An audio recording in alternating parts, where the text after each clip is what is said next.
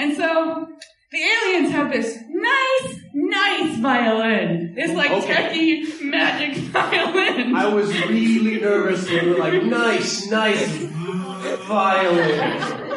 I was just like, oh, no, okay. No, we're going to get invited back. That's cool. That's good. This is not That's good. That's good. You're walking the line, Madeline, but it's dangerous, and I like it. I'm excited. Keep going. And so essentially, all these aliens just gonna fall in love with this dude with the violin. Because he plays real good violin. And they play a really good flute. He's good with his fingers. It's called Milky Genesis. I have no joke for that. That is just dirty and hilarious.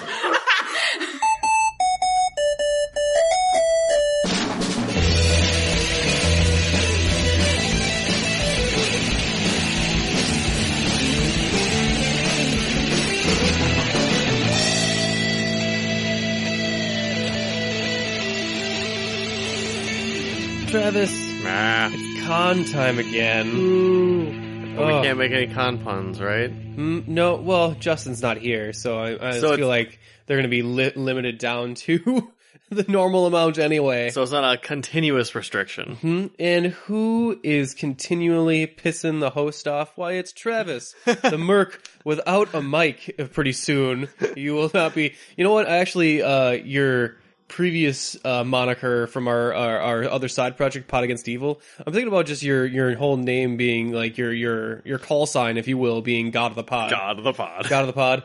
Okay, so let's try it out. Should we try it live? I guess we can. Let's do it live. What does it even mean, play me off? But why? Who's making Bill O'Reilly references with you? Why, it's me, Nick the Merc with a mic, and my friend God of the Pod, Travis.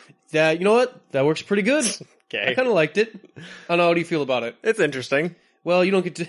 No one gets to pick their own nicknames. You picked your own. I did, but I'm the host, so I guess that's different. Yeah. Plus, no one really calls me anything other than Nick, which is a nickname if you think about it. True. But what are we talking about today? Oh, it's the con episode, Travis. Yeah, you said that part already. Yeah, but I've already forgotten because I'm so fucking drunk and hungover.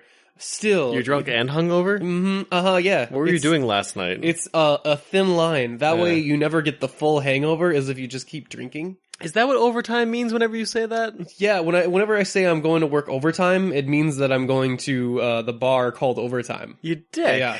Yeah. It's it's a nice bar though. But yeah, we just did Anime Fusion. Woo! So that was fun. Came back from Minneapolis. And we'll be talking about that. We'll have the interviews with that in just a minute. Did want to mention, we are also going to be at DaishoCon upcoming November. This will be our third time. Anniversary for us. Woo! That'll be November 17th through the 19th. I even took this Sunday off for vacation, so we can stay in the lovely, lovely Wisconsin Dells for a little bit longer on Sunday. We don't have to rush home. Cool.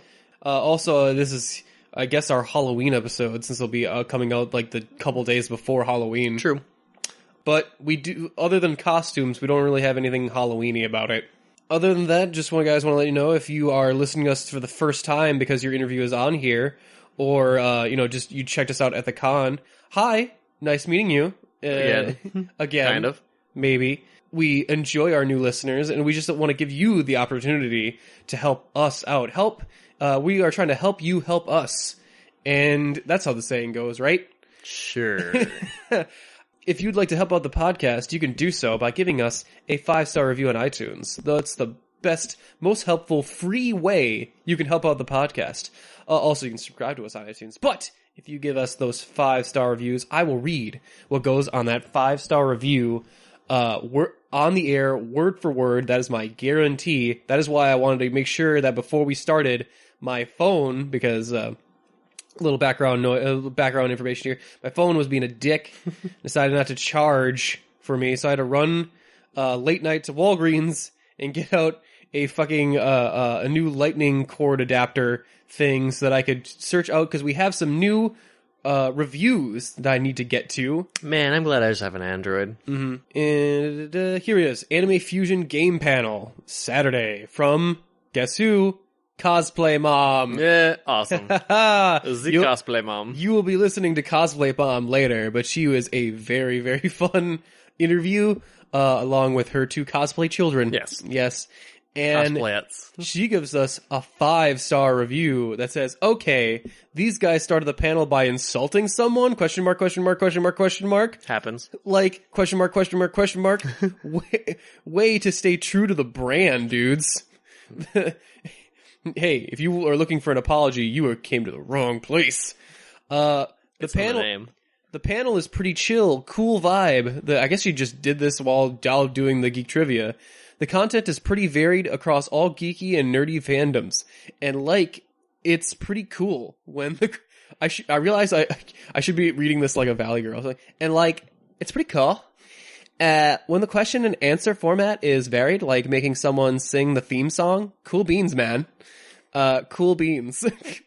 I enjoy the panel, even if I was 99% of the way to ripping off my wig because my head freaking itched like no other. Have you guys ever worn a wig? Well, yes, I have, actually. And they are itchy. They are itchy AF, indeed. Mm-hmm. That's her next line, is that? Right. She continues to say, holy crap. And I couldn't just take my wig off because my hair underneath was an absolute nightmare. You seriously don't want to see hair after you take a wig off. Yikes TM. She put a trademark on the second. Well, yikes. There you go. Now we actually had to pay her royalties because she just trademarked yikes. She continues. The people in the room were really fun too. I mean, you get all sorts of people at an anime convention. Some people know all the things. Some people only know anime things. But hey, then you get a panel like this where the mods cover all sorts of nerdy things. The panel next door started dropping some sick beats, and they just kind of added to the fun vibe. Even when the mods almost got the infamous "Now I am your father" line from Star Wars wrong. I guess I'll stop writing now since there's only one round of the game left. She was writing this the whole fucking time. It's impressive. I want to win that prize thing. I don't know what it will be, but hey, a prize is a prize, and that's bomb. Also, Iron Giant is a really sad movie. Heart-wrenchingly sad. So anyway, there's 3, how many teams were there? Questions left, so I'm going to submit now. Thanks for reading this whole thing. I'm glad I wasted 10 minutes of your time. Aha! Even including all the intro shit, we're not even past the 8-minute mark. Woo! Thank you so much, Cosplay Mom. That was great. That was fantastic. I'm so sorry we didn't get you a prize because I definitely do not remember reading that one at the end. I thought I made the announcements if anyone had one that wasn't resubmitted, because sometimes iTunes takes. That's why I like to doing the 2-hour one, because sometimes it takes about an hour for iTunes to refresh. Well, it also sounded like she was still doing it up towards the end of the panel. Yeah, and if you submitted it within 5 minutes of the end of the panel, there's no way we were going to see that. No, because iTunes is super slow with comments popping up. It has to. They all get into a review because of I think they all have to be kind of reviewed for content, explicit content and swearing and stuff, because also I have had people where their reviews never popped up because they added in a swear word or two or something. Which is annoying because we're an explicit podcast to begin with. Yeah, but the ratings aren't explicit, so I guess the rules are different. I don't know. There's a lot of frustrating things about the iTunes reviews fuck thing. you, iTunes. But anyway, you. Thank you so much for taking the time to give us that interview. That was fantastic. If we see you at another convention, maybe I can get you a prize. Play us down and beat him till you prize us. Dear old Cosplay Mom. But with that, let's just talk about the con in general before we go into the interviews. 'Cause we got a lot of cool interviews to get to. How was it for you, man? It was our first time doing a Minneapolis, or even, Minnesota con. True. Really, but Minneapolis has a couple other ones too. Would you be interested in doing any more? How did it treat you? It was good. I enjoyed it. No one shit us for being from Wisconsin, at least. I did see some negative Packer ads and stuff like that. We did see a really fun lottery scratch off commercial where it was a bunch of Vikings getting ready to people dressed in Viking gear, actual like the actual authentic looking, at least, Viking gear ring to like charge two people like cheese heads. I thought that was fucking hilarious. That was pretty rad. I'm not gonna lie. I kind of like that. I love mid-level cons. Mid-level cons, I think, are the best. Bigger cons, you get more events going on and stuff, so they're funner for us to visit. But as far as if visiting as a podcast, I like being, you know, when I host a geek trivia contest and we fill up the room. Mm-hmm. No, we actually get people like staying in the outskirts, not even on a team after a while. When there's only standing room left at the trivia contest. That's feel good. I love that. It feels cool. It makes me feel like I'm a bigger fish in a smaller pond sort of thing. So I like that. Yeah, we didn't have quite as good a turnout for Anime Pitch, even though we had a larger room, and that's because there was a fucking Akita puppy nearby. Man, they fucked us with that goddamn dog. Fuck that puppy. I wanted to go pet the puppy. Unbelievable. I almost lost my own goddamn co-host to that goddamn dog. It's an Akita puppy. I wanted to pet it. Unbelievable. I would have rather been scheduled against the cosplay contest. Right? Ugh. But the panels went great. I mean, if nothing else, we did have some good times. We had, Milky Genesis. Mm-hmm. Milky Genesis was fun. Oh, I should mention as well, before we continue, that we might be visiting cons in more of a vendor capacity in the future, or at least that's what I'm going to try. Because officially, from yesterday, I don't know, Wednesday by the time this is recorded, by the time you're listening to this. Dates are, meaningless. We are officially registered as a company under the podcast. Unapologetic Geek Out Incorporated is officially a thing. All right. I'm a small business owner, Travis. I'm an employee. Wait, no, still doing that no matter what. No, actually you're not. I didn't license you under an employee, because that's a little bit of a different tax rules. Fair there was enough. a whole thing I had to look into. So keep your receipts. Anyway, it's exciting, because now with there's just some things I couldn't do unless I had some actual business license stuff going on and some other paperwork. Yeah, this was actually something my aunt basically told us to do. Yeah, so now this helps open us up to being running at booths and stuff in conventions and all that good jazz.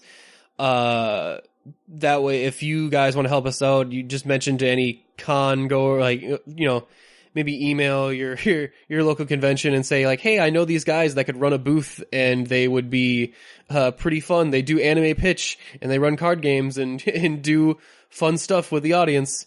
Because that's kind of my idea, is that we'd be one of those vendors that's a vendor / in entertainment type thing, like an activity sort of thing. That'll be interesting to do. I don't know how it's going to work with just the two of us. It'll be interesting to see because this is very new, and we'll have to see what that brings. But also, speaking of new things, we went to do a room party. Or a bunch of room parties. Yeah, a couple of room parties. Yeah, we visited some of those. That was fun. There was the Mario party. Yeah, I get it. Yeah, I get it. And they had Dr. Mario giving out Jello shots in syringes. Mm-hmm. So that was pretty funny. You can see that on some of our Instagram.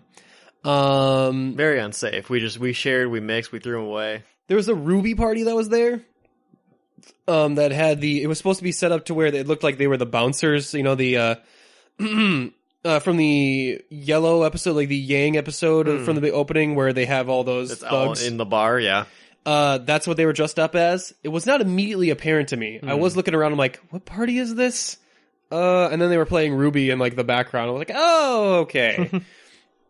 I think they had a whole panel there too, because we did watch the second episode of Ruby in one of the panels. Yeah, the new season. Mm-hmm.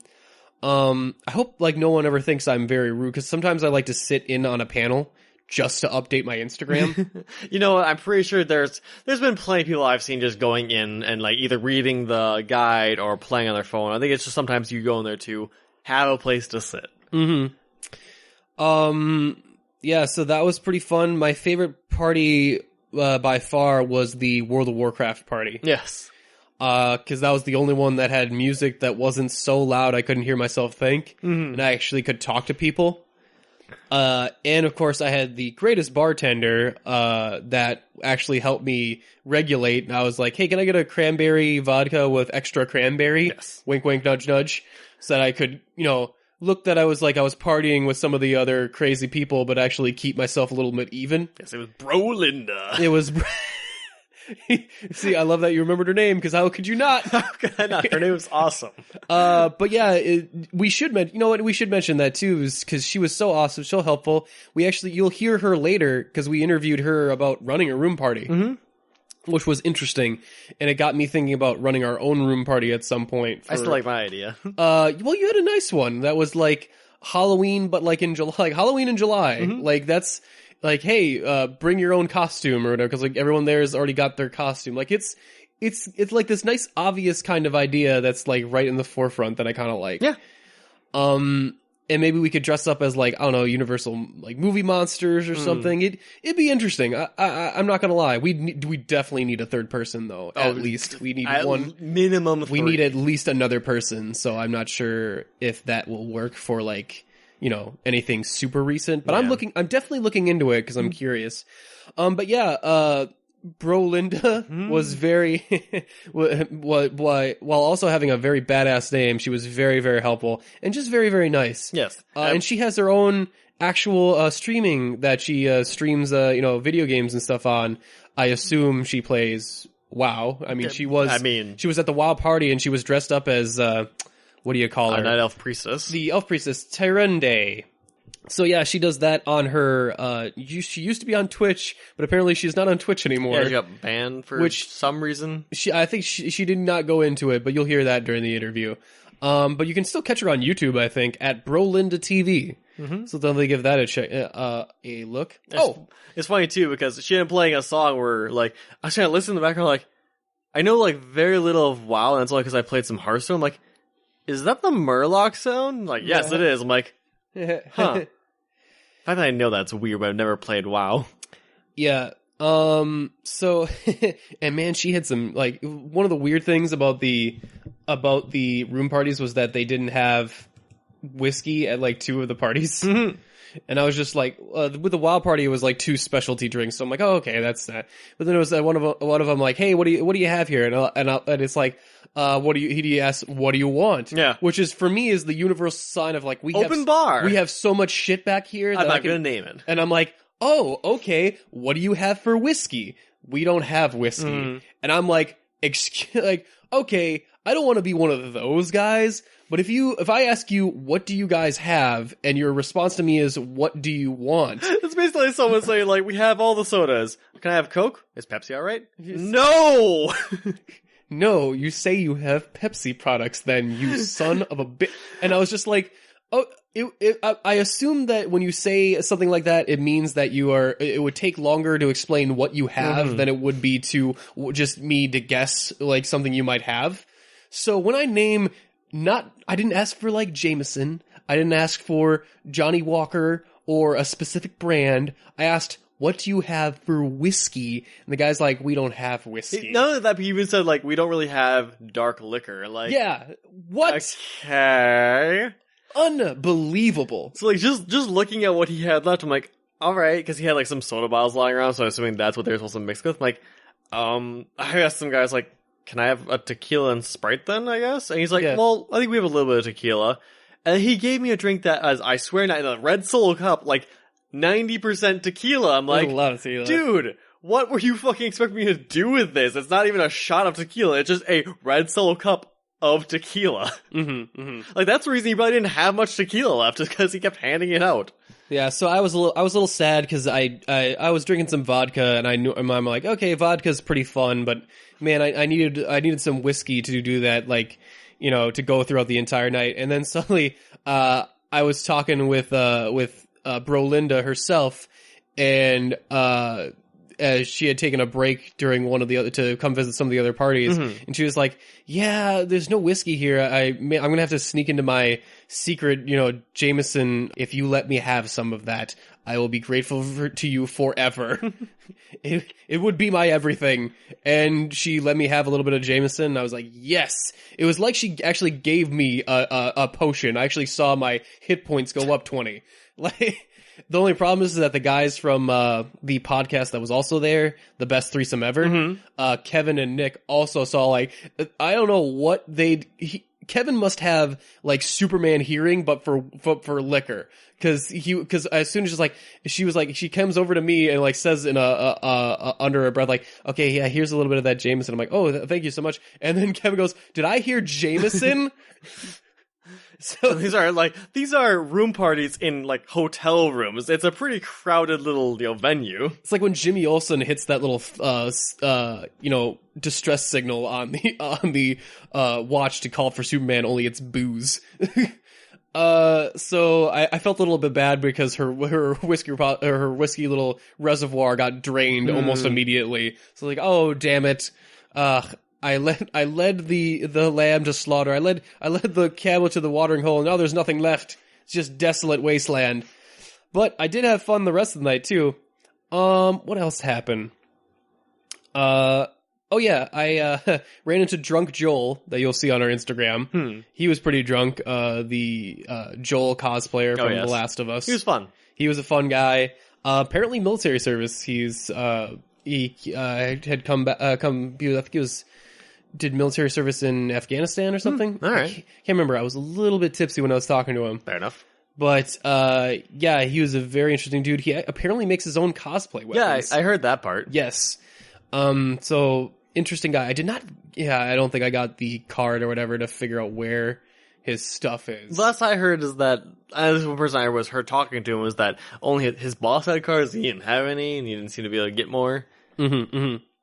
Well, there was also this guy that was partying all night because I think he was there for promoting another convention, but the hotel forgot that they were hosting his booth for the convention, so they didn't end up getting a hotel room there. Aww. So his plan was to party throughout the entire night and pull an all-nighter. Oh. And the reason I know this is that he would tell absolutely anyone within shouting distance that this was the case.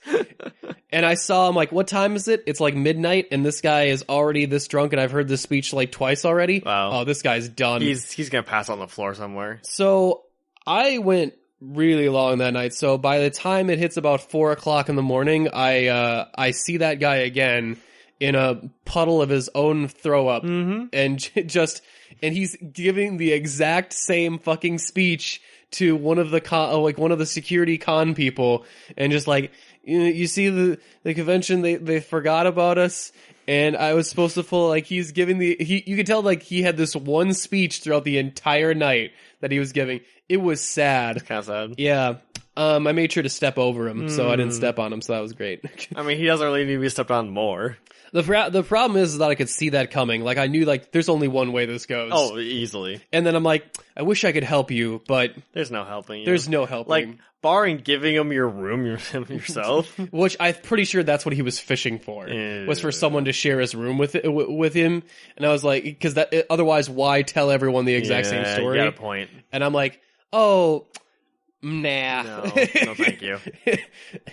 I don't think so. Like, it's a convention. It's a pretty laid back place, but there's limits. I mean, I only slept in our room for like 2 hours, and even I was like, yeah, those 2 hours I wouldn't want to be with you.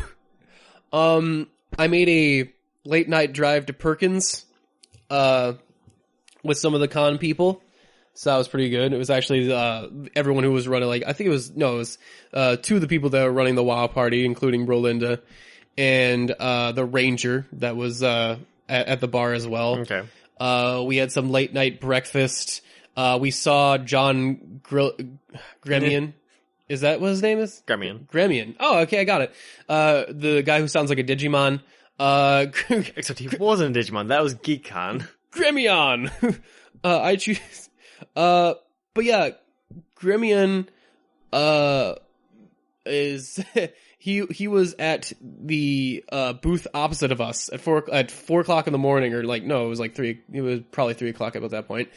And that was pretty cool, along with another voice actor and two of the other con people. And I pulled this great baller move because I was there. I'm like, hey, could you do me a favor? Like, I went to the waiter, could you do me a favor and pay off their tab right away? And just when they ask about the bill, just tell them thanks for the video editing device.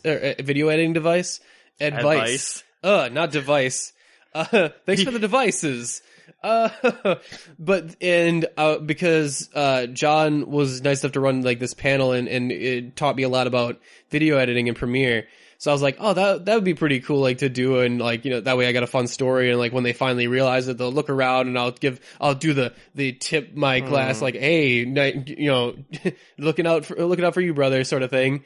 Anyway, that does not happen. No, they just end up leaving, and I'm like, oh, well, I guess that didn't make, and then by the time we almost left, 2 dudes came up and like, hey, did you pay for our tab? I was like, son of a bitch. Oh, that's funny. So the waiter totally paid for the wrong tab. That's great. But I did pay for a cheaper tab, apparently. Although, also a fun story, I was like, oh, I'm sorry, it was actually a mistake. And it was like, oh, really? Because it's actually his birthday. Oh. And I was like, hey, happy birthday. Good on you. Also, can I get that receipt? So that was heartbreaking. I was like, damn it. Like, what other point could I have that chance to have been a baller? Like, that we would meet at the same fucking Perkins. Mm-hmm. I was like, God damn it. This was destiny. You still have to tip, right? Yeah. I mean, I think. I don't remember. No, wait, I did, because I paid for the whole thing with my card. Okay. So I just wrote it on the receipt. Drunk people actually usually get better tips. Because math is hard. Yeah, so so that was pretty neat. See what else. Anything else during the con that we wanted to mention? Oh, we just had some fun times. Check out our Instagram for a lot of fun stuff. Yep. If there's anything that I realize is that we need to probably I need to watch more anime. You do. Problem is that most stuff that we need to watch would be, you know, subbed. And I don't really have a lot of time to watch sub stuff because I need to work. I work on a lot of, you know, editing and stuff while watching other stuff while I'm catching up on TV and movies and all that good jazz. So subs for me are very, very hard to catch up on. Because I did get that feeling of just like, hey, this is a trivia college. Like, why is there no more anime questions? And it's like, there's a significant amount of anime questions. Yeah, but they're like pre-thousands questions, which I thought would be easier because they're like the big ones that everyone would know. But and most of the ones we asked were answered. I think they were just like, hey, where are all the recent stuff? And it's like, I don't know. But yeah, we'll try and update that a little bit more. Other than that, is there anything else that we wanted to mention? Oh, I had one more thing. We had a lovely Lyft driver drive us back to the hotel after the Perkins fiasco, and I shouldn't say fiasco. We had a lovely time. It was just a small hiccup. Just hiccup. But Patrick. You get to know way too much about your Lyft drivers nowadays. Oh, yeah. Because I got to see his little bio on there, and his favorite bands. He had his 3 favorite bands, Travis. Okay. So he lists them, and it's, what was it? It was 3 Doors Down, another thing with a 3 in the title. 3 Days Grace? 3 Days Grace, that was it was. Yes, 3 Days Grace, 3 Doors Down, and then his third one was Disturbed. And so when he finally pulls up, we give her, like, hi, are you Nick? I'm like, hi, yeah, are you Patrick? Okay, cool. And we chat for a little bit, and at some point I'm like, okay, hey Patrick, can I ask you something a little personal? Do you not like Third Eyed Blind? The reason I ask is that I realize that you have done this to irk people who look on the bio specifically because you have 3 bands listed, 2 with 3 numbers, with the number 3 in their names, and the third one randomly Disturbed, even in a completely different category than the other 2. Like, well, 3 Days Grace. I mean, 3 days. I suppose it's not that far off, but it is not aesthetically pleasing. If I could get you to change that to, I don't know, Third Eyed Blind, that'd be pretty cool. I mean, it's not actually 3 then. No, but it's the third one in the list. True. It's the third one in the list. I would be like, okay, yes, I'll take that. And my other 2 passengers were also suggesting band names with 3 in them, and then he was I saw in his bio that he was also played D&D. So I'm like, oh hey, what do you play in D&D?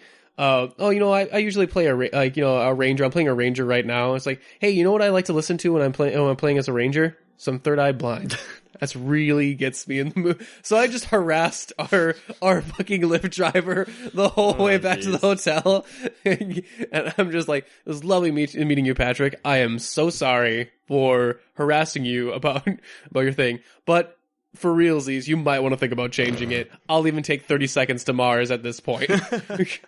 Anything. Just anything. Actually, we did have another fun thing happen. Was we went on, there was a thing, I think it was the first night, it was Friday night, to a little restaurant across the street, because you're like, this is a really nice little shopping mall, like across the street with a bunch of restaurants. And we had our waiter who just came up to us like, oh, so you see some badges. Oh, what are you here for? It's like, oh, we're over, the hotel over there for like an anime convention. So it is an anime convention? Yeah. That's what we're here for. He's like, okay. Because we have a coworker who was like big into a lot of things, and we were wondering like, hey, is there something going on there? And he said no. So now I'm gonna rub it in his face. Just like, he got super excited about the fact that his like anime convention loving coworker did not know that there's an anime convention right across from his work. I understand that impulse to relish in proving your fellow employee wrong. True. Your coworker. Yeah, I totally get that. I get that. I understand that on an instinctual level. You do you, man. You do you. It was pretty funny. Yeah, so that was really fun. I'm actually hoping we can hit up Anime Detour in January. All right. So that would be another Minneapolis one. With that, should we just get right into the interviews? Let's do it. All right, we'll be back with the interviews right after the small musical break.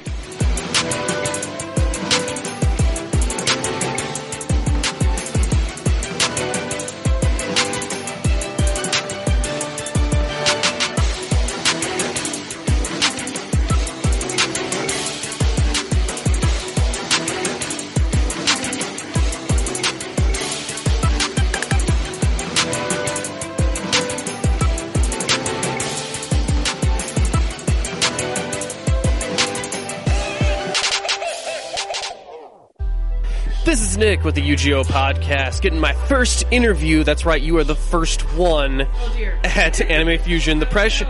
Now you are going to set the standard, so I want you to introduce yourself. Now remember, you're the first one, so don't let me down on this one, all right? I'm here with A potato. A potato. No, I'm kidding. Well, from what I've played of GLaDOS and Portal 2, that's there's enough energy in there for murder. So. Yes, you got my reference. I get all the references. It is my gift. It is my curse. So what's your actual name? Brianna Lawrence. I go by Breachibi Cosplays online.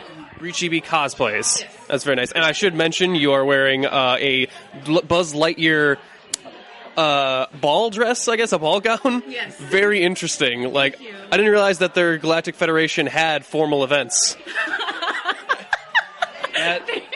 God. Where's your laser? Where would it, like... We can't have that weapon in a convention facility, sir. Oh, okay. So there is a laser that goes with the outfit, though. No, actually, we actually have to make one. We haven't made that yet. Oh, okay. All right.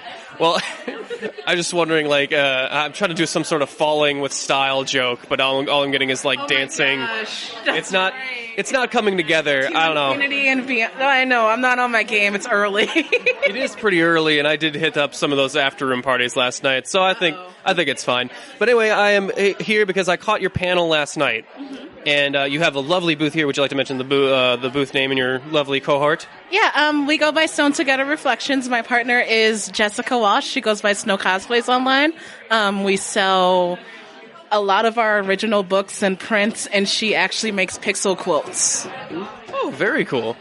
I just wanted to ask you about your panel specifically last night. I know you're running another panel today, correct? Mm-hmm. And your panel last night I caught was creative diversity in creative writing or something like that? Diversity in like creative writing and in the media in general, stuff like that.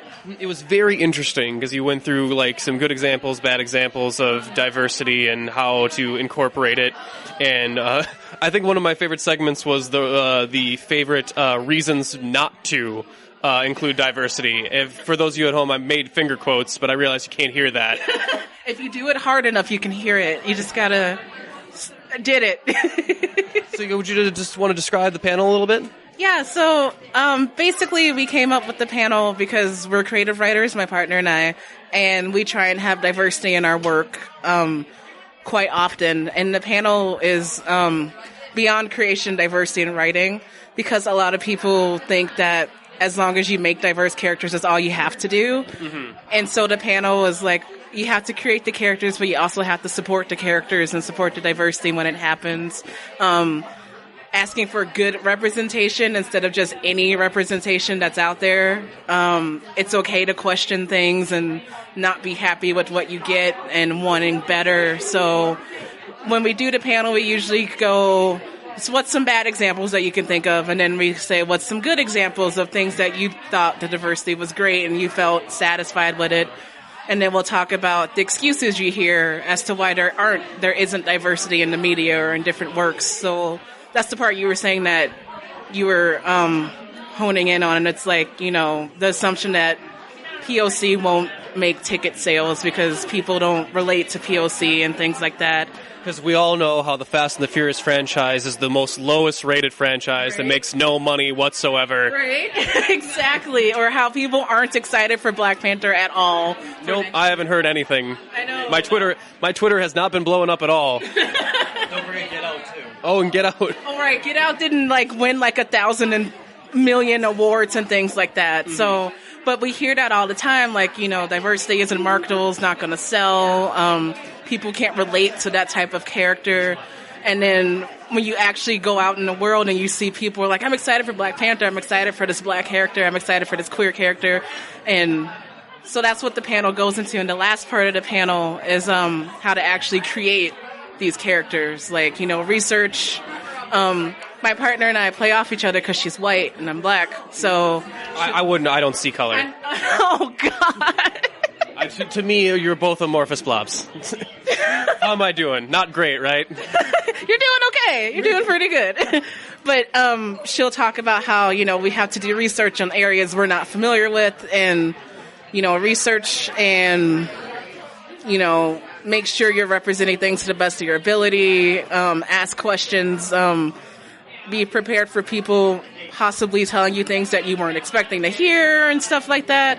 And then we talk about why support's so important, because there's a lot of backlash that happens for diversity. I'm sure you're familiar with Star Wars, but when John Boyega was cast, a lot of people were upset about a black stormtrooper, and they blew up Twitter about how bad it was, and that happens a lot. So that's why when we see that there's support, it's like, oh, okay, the people on Twitter are being silly. People are wanting, diversity and stuff. And actually, he had great responses anyway when people tweeted at him about it. So, yeah, well, I think it died down once the internet was told that Lando won't be in this one. Don't worry, there's still only one black guy in the entire Star Wars galaxy. Right, there's only one dude. And isn't it the craziest thing where stuff like that happens? We can't have a black stormtrooper. It's yeah, but we've had Lando. We've had Samuel L. Jackson. The voice of Darth Vader is black, and it's it's not the first time this has happened. Where have you been? You mentioned one during the panel that was Starfire from the New Teen Titans show. Yes. And people were freaking out about that one, and I don't know why, because I'm like, Starfire is an alien, and also she's bright orange. I don't get it. Very orange, extremely orange. And they cast a black woman for the part, and people were like, no, that's not possible. And we're like, but she's an alien.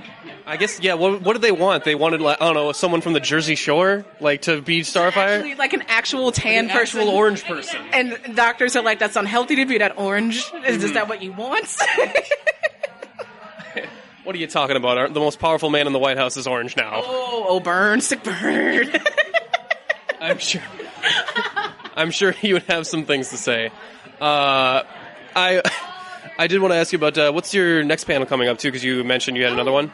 The next panel is Love Your Cosplay Body. It's about cosplay bullying and how to deal with stuff like that. Oh, okay. Because I've been bullied online a bunch, and I just stopped caring. So it's about, how to deal with it when someone bullies you online.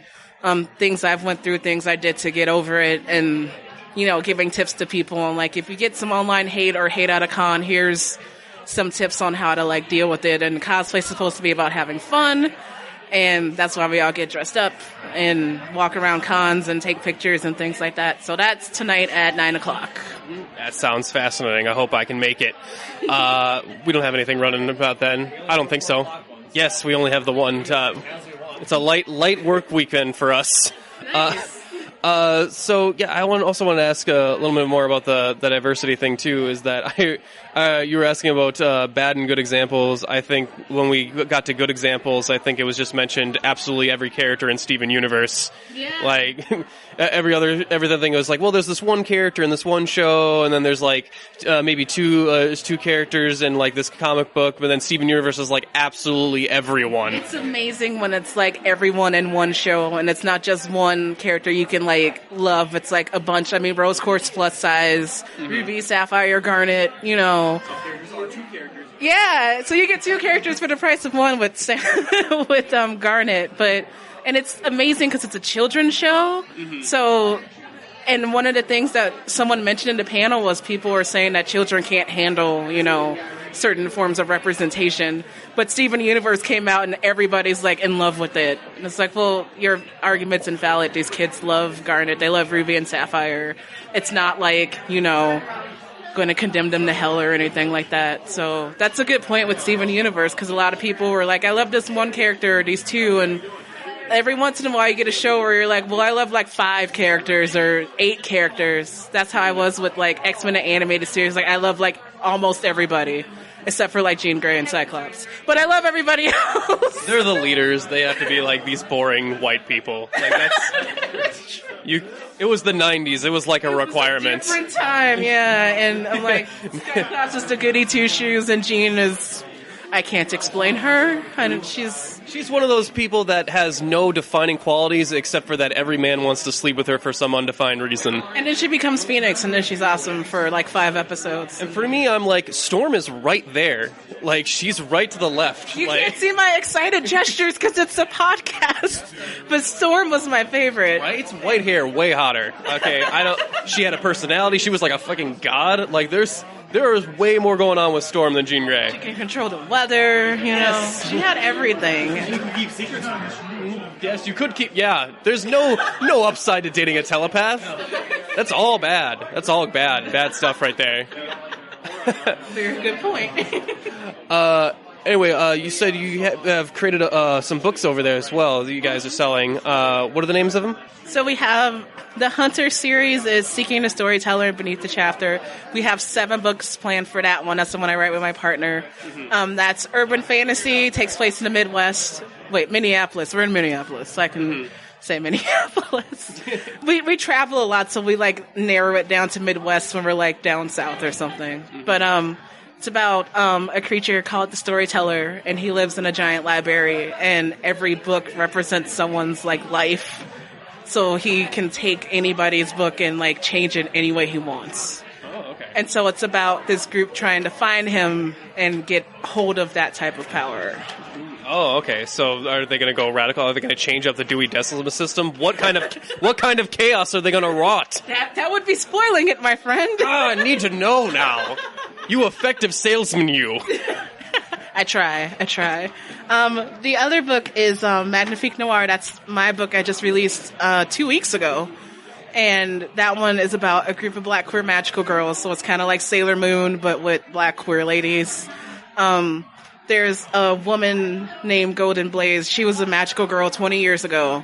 So now she's teaching the new generation how to magical girl, which pretty much boils down to, yes, you still have to go to school and save the city. I never actually had the idea of like veteran magical girl. Like that's actually kind of neat. Most of them probably not. Do most of them? Is there a retirement plan? Monica, huh? Is there a retirement plan for magical girls? She lives in this giant place and she's got like all kinds of money. And she's like, yeah, 20 years ago I was where you are. And I kind of had this idea of, well, what happens when you're done defending the city? Like, do you just stop? Do you train more people? Is your power gone? Like, are you just done? Did you die? But no, she's still around. So she's like, I'm going to just train a new group. And so the new group is like getting used to being magical girls, getting used to defending the city and, balancing schoolwork and stuff like that. That sounds amazing. You know what? And now I'm just thinking of like all these defenders of cities and stuff. Just when they retire, just gathering together for a poker game. Just like the Voltron pilots, the Power Rangers, and the Sailor Scouts. That'd be amazing. Are just sitting around a poker table, smoking cigars and drinking scotch. It would have to be like that almost Gotham episode in Batman the Animated Series with the poker game and and it's like, remember that one time we fought that one monster like 10 years ago, it destroyed that mall? Then it was small first, then it grew big. Yeah. They can even reference crossovers that never actually happened. I know. They're like, no, we didn't go with the Power Rangers, you silly person. We went with the VR Troopers. What are you talking about? Or the Beetleborgs. Let's go for the real deep cut while we're at it. I know, right? And that's kind of what that character is. And the new girls they all have different personalities, and they all are different queer spectrums. There's a bisexual magical girl, lesbian, asexual, and transgender. And they also have to get used to each other because they don't know each other, and they have to form a team and come together and get used to one another and deal with college, because 2 of them are new to college. So they have to get used to, being on their own and not at home anymore, and, talking to their parents about it. And because Blaze is actually like, tell your parents, like, don't keep secrets because they'll find out anyway. So you might as well tell them that you're doing this. And so they kind of go from there. Well, that sounds fantastic. I can't wait to check it out. Thank you so much for taking the time to interview me. It's been a pleasure. Yeah, this was fun. Do you have a website you'd like to pimp out so people can go check out your stuff? Yeah, magnifiquenoir.com is all about that book series. SewnTogetherReflections.com has Storyteller and the pixel quilts and stuff like that. My partner and I are on Facebook. She's on Instagram. I'm on Twitter. Bree Chibi tweets on Twitter, or Bree Chibi cosplays on Facebook, and she's Snow Cosplays on Facebook and Snow Storyteller on Instagram. We have a lot of social media. That is a lot, but I know how it is. But thank you so much for taking the time to interview me again. Yeah, it's been an absolute pleasure. This was awesome. This was fun. Of course. Have a great day and a great rest of your con. You too. This was great. Your podcast sounds fun. It is fun. This is Nick, getting some more interviews here at Anime Fusion. I actually forgot where we were for a second. Man, it is a rough morning. But I'm here with John Gremion. Now, John, I wanted to talk with you because I actually caught part of your panel last night, which was Ask Me Anything. Yes. And I was, I think even the subcategory was I Mean Anything. Subcategory is called Well Almost. Well, almost anything. Okay. So you do have limits. That's nice to know. But for the people at home, would you like to mention some of the projects you've worked on? Because you are a very prolific voice actor. Thanks very much. Well, what I'm best known for, probably, especially at a lot of these conventions, is playing Hawkeye Mihawk in One Piece. Arthur Randall. I'm going to use my cheat sheet.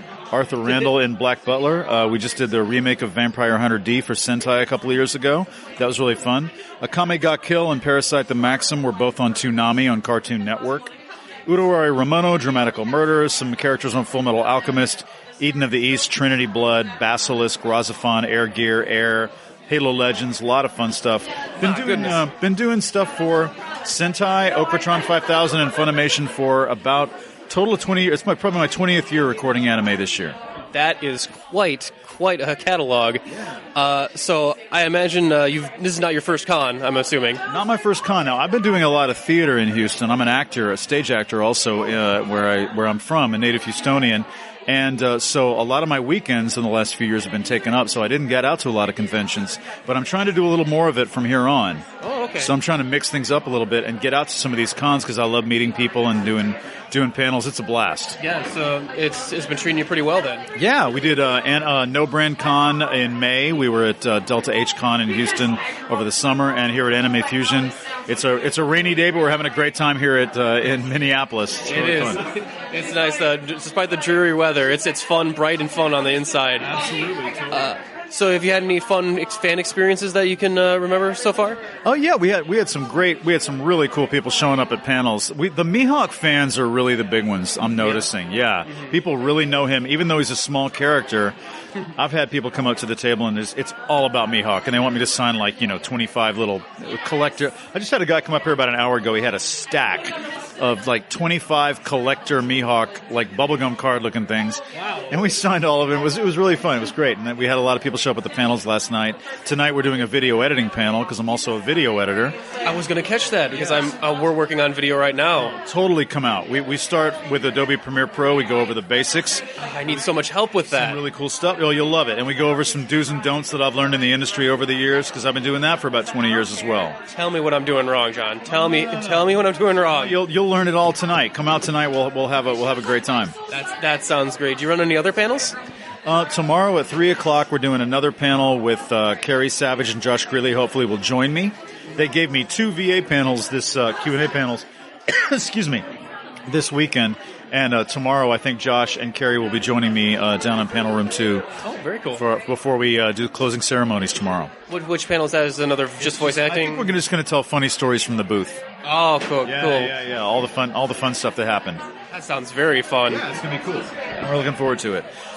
Are there any cons in your future that you're planning on going? I am working on a couple of possible upcoming cons. We're just waiting to hear back from some people, and we'll see what happens. But in terms of anime that's coming out, Gate just came out. Also, Food Wars on DVD, and I've not heard of that one, but it sounds violent yet delicious. Yes, it's I play the Iron Chef guy. He's French, the guy who kind of kicks ass on the kids, and you must do better than that. Your meatloaf sucks. Blah blah blah. He's a fun character. I like him a lot. Very nice. Yeah. Wow, I'm excited to check that one out. That sounds very fun. Cool. So, do you have any stories? Maybe if people wanted to come and approach you at a convention, if they felt a little nervous, like, do you have anything to like kind of put them at ease? Like, you're pretty approachable. You seem pretty approachable to me. Oh, absolutely. Look, we're all just here having a good time. We're all human beings. Even though we've done the voices of some characters, just we're all level-headed, fun-loving folks, and we're all in the same boat. We're all just here to have a great time and enjoy anime. Well said. Well, as a fellow human being, I would like to thank you so much for taking the time to interview with me. Not a problem. It's absolutely fantastic. Great luck, and I'll see you tonight at the editing panel. You bet, because I need all the help I can get. This is Nick with the UGO podcast, and I'm here at Anime Fusion. I'm a little tired. I'm feeling that those room parties last night. Yeah, I shouldn't have done that extra Waluigi Dr. Mario shot. Very specific. But anyway, yes, I'm here with Gen Proc. Gen Proc, was it? Proc. P-R-O-C-K, yep. Proc, like proctologist Proc? Proc? A little bit, like rock with a P. Oh, okay, so I got a proc, or I want a proc. Got it. I'm going to edit that in with music later, just so you know. I wanted to stop by and talk with you about your art booth, because you have some lovely arts here, some very diverse stuff. There's like pillows, there's buttons, there's etching in class too. That's very, very nice. Like you got like a ton of skill sets going on. Like do you have like no free time at all? Like, what, are you just doing this all the time? Well, I actually work part-time in retail as well. Oh, okay. So, yeah, I just do that and do this, and that's pretty much my life. Very cool. So, I want to ask you a little bit about Nerd and Tie as well, because I didn't realize that before we started recording, you were saying that you worked with those guys. We were at Nerd and Tie Expo, so I'm surprised this is our first time being exposed to one another. I talk with Fur every once in a while as well, and we really like him, of course, friend of the pod. So you're recording with Trey and Nick Azumi, who we've also had on. So how's that? It's real good. It's real fun. So for those who are unfamiliar, Nerd and Tie is a nerdy podcast where you guys talk about kind of like the nerdy stuff of the... It's more nerd news. News. What's going on currently in the nerd world. Mm-hmm. Like you'll cover like whatever, like the movies or whatever on. I think the last one I listened to was like the Wonder Woman one. Yep. Heavy coverage of Wonder Woman, because that was really great. But yeah, so... That was pretty cool. We apparently there's not going to be a Nerd and Tie Expo this year though, because it was the location fell through and there wasn't a so that's pretty sad. But how are you enjoying Anime Fusion? It's been real good. I'm enjoying. I've never been to this specific hotel before, so this is really interesting to be in this new space, and I'm really enjoying it. As far as merchandise, what has been more popular? What have people been interested in this con? The buttons. This is a button con. This is a button con. It did feel like a button con. I mean, I'm staring down at a con attendee right now that has not 1, 2, but 3 buttons and a pin. And is probably waiting to buy some. And I'm going to let him get to buying stuff in just a minute. I wanted to wrap this one up here. Now I know you're kind of an island here because you're kind of stuck in the booth. But have you seen any cool cosplays or anything cool walking around you in the artist alley yet? Yeah, I've actually seen a couple of really amazing Mercies walking around. I saw one in particular. Yeah. We got a picture on our Instagram. That was the Battle Nets, like the new skin that just came out. Yeah. That was pretty cool. Any other cosplays? Just a little bit of everything. It's been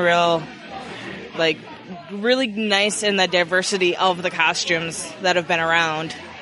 All right, very cool. Well, I'm going to get you out of here, let you get back to your sales, because obviously this guy is champing at the bit. But is there, for the listeners at home, if you want to pimp out a website, they can go and check out some of your stuff? Yeah, you can find me on Etsy at Ocelot Dude Designs. Ocelot Dude Designs? That is the most awesome name ever.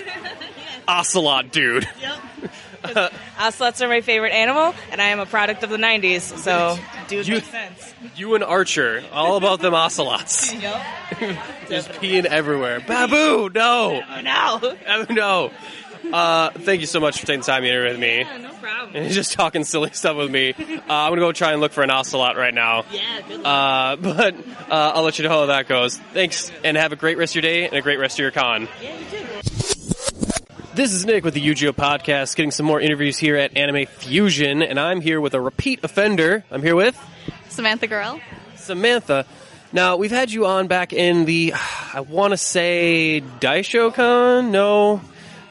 KitsudaCon 2016? 2017 or 2015? 2017. It was in Wausau. I'm trying to remember. It was the one-time convention. It got canceled this year. Oh, did it get canceled? Let's Play? Nerd and Tie. Nerd and Tie, that's where it was. Man, we met a lot of good people at Nerd and Tie, and I'm sad. But, hey, we found you again. You're here. You're selling your wares, your beautiful, beautiful wares. And they are quite beautiful, by the way. I just wanted to ask you, how's it going? Going well. I'm very excited to be here. So at this convention, what has been most popular? What have people been interested in? I have a Jotaro and Star Platinum print, and that one sells really well. Yeah. It's probably my favorite. I enjoyed painting it, so people can kind of tell. Very, very cool. So how has this convention been treating you overall? Like, is there anything different about this experience? This one is a little bit smaller than some of the really big ones that I've been doing in Chicago this summer. Oh, okay. So I'm enjoying the relaxed environment, and as opposed to like ASIN or like C2E2, and it's a lot nicer. Very, very nice. Yeah. I also wanted to ask you about you have a book here also, How to Draw Manga, I believe. Very interesting. Would you like to talk a little bit about that? Like, what work went into putting that book together? Well, I got the contract when I was 19, and it was finally printed when I was 23. So it took about 2 or 3 years worth of my work, but it's professionally published by a company called Search Press from the UK, and I'm very excited about it. You can find it in Barnes & Noble, Amazon, Walmart, Target, anywhere you can think of where they sell books. They sell my book, which is really, really exciting, but it did take about 3 years of work to get it finished. So that's very interesting. So for any aspiring artists out there, what would you say is what makes drawing manga specifically kind of different than maybe some other art forms? Well, the proportions are all very human accurate, so they're accurate to realism, but they are stretched a little bit, and they're pushed depending on the character. So girls who are younger have like really big eyes, whereas like if you're drawing a character like JoJo, they usually have like a lot more realistic proportions. So anime is different in the fact that you can change a lot of what you're doing based on the character. Oh, see, I always thought that all Japanese artists just used the one model, like Amanda Seyfried, as their model for eyes, and that was it. Like, I thought it was just a big miscommunication, but I get it. That makes a lot more sense. So, Yeah, where's that book available then? On Amazon and Barnes & Noble? Anywhere you can grab it? Anywhere they sell books, yeah. Anywhere. That's really cool. So I noticed some Yuri also over here. I believe I was looking at what's called Danger Line. I'm sorry, like that's not the epic. How would you say it? Danger Line, it's a yaoi doujinshi. So just Danger Line. That was your big lead enough, just like Danger Line. Sorry. You know what? You're not a salesperson. You're an artist. I totally get it. I get where your skill set's at. So is this your own creation then? Yeah, it's just a fan fiction in the form of a comic book that I made. It's not like professionally published or anything. It's just something I did for myself. Oh, very cool. Fan fiction of Attack on Titan. Attack on Titan. Okay, so that's where the Eren Yeager thing comes in. And who's the opposite one? It's Eren and Levi. That is Levi. Okay, I was wondering because he's got the eyes of Levi, but his hair is messy. I don't think Levi's hair would ever be messy. That's so weird. He's a little bit different in the fan fiction. I didn't write the fan fiction. Someone that I fell in love with her writing wrote it, and I was like, please let me make this a comic book. Sure. And she was like, okay. So she wrote it, and in it, he's a little bit more aggressive than he is in the books. He's a lot more, like, rough around the edges. There's no word you can't use that is not going to be double entendre for a Yuri. Like, there's just... I love it. So what the main premise here is that Eren is a cop, and he's hunting down Levi as an assassin, or are they working together? It starts with, like, Levi kills somebody, and Eren just happens to stumble across it, and then they get kind of, like, wrapped up in a bigger scheme on accident, so then they kind of end up working together, but, you know, there's lots of tension and yaoi, and it's R18, like, this is how it happens. One's a neat freak, one's a slob, there's just sparks, there's chemistry, I get you. This will be easier. Describe it in AO3 tags instead. AO3 tags. I love it. Yeah, it's explicit, it's pornography. This one in particular is a little bit more on the gentle side, just because I didn't get, like, way into the story, but the actual fan fiction is, like, 30 to 40 chapters, if I recall correctly, and they're long, but it's really good, and I love it. Well, that sounds hot. I'm going to go purchase your book and then go somewhere for 30 minutes for an undisclosed reason. Thank you so much for taking the time to interview with me and speaking with me. Would you like to mention a website where people can go and check out your stuff? Sure, SamanthaGirl.com. It's spelled like Al Gore's last name with an L thrown on the end. Gore with an L. I like it. Anyway, thank you so much again. Have a great day and a great rest of your con. This is Nick here at Anime Fusion getting some more interviews, and I'm here with... Thomas of Black Belt Beads. Of Black Belt Beads, or BBB, Triple B. I love it.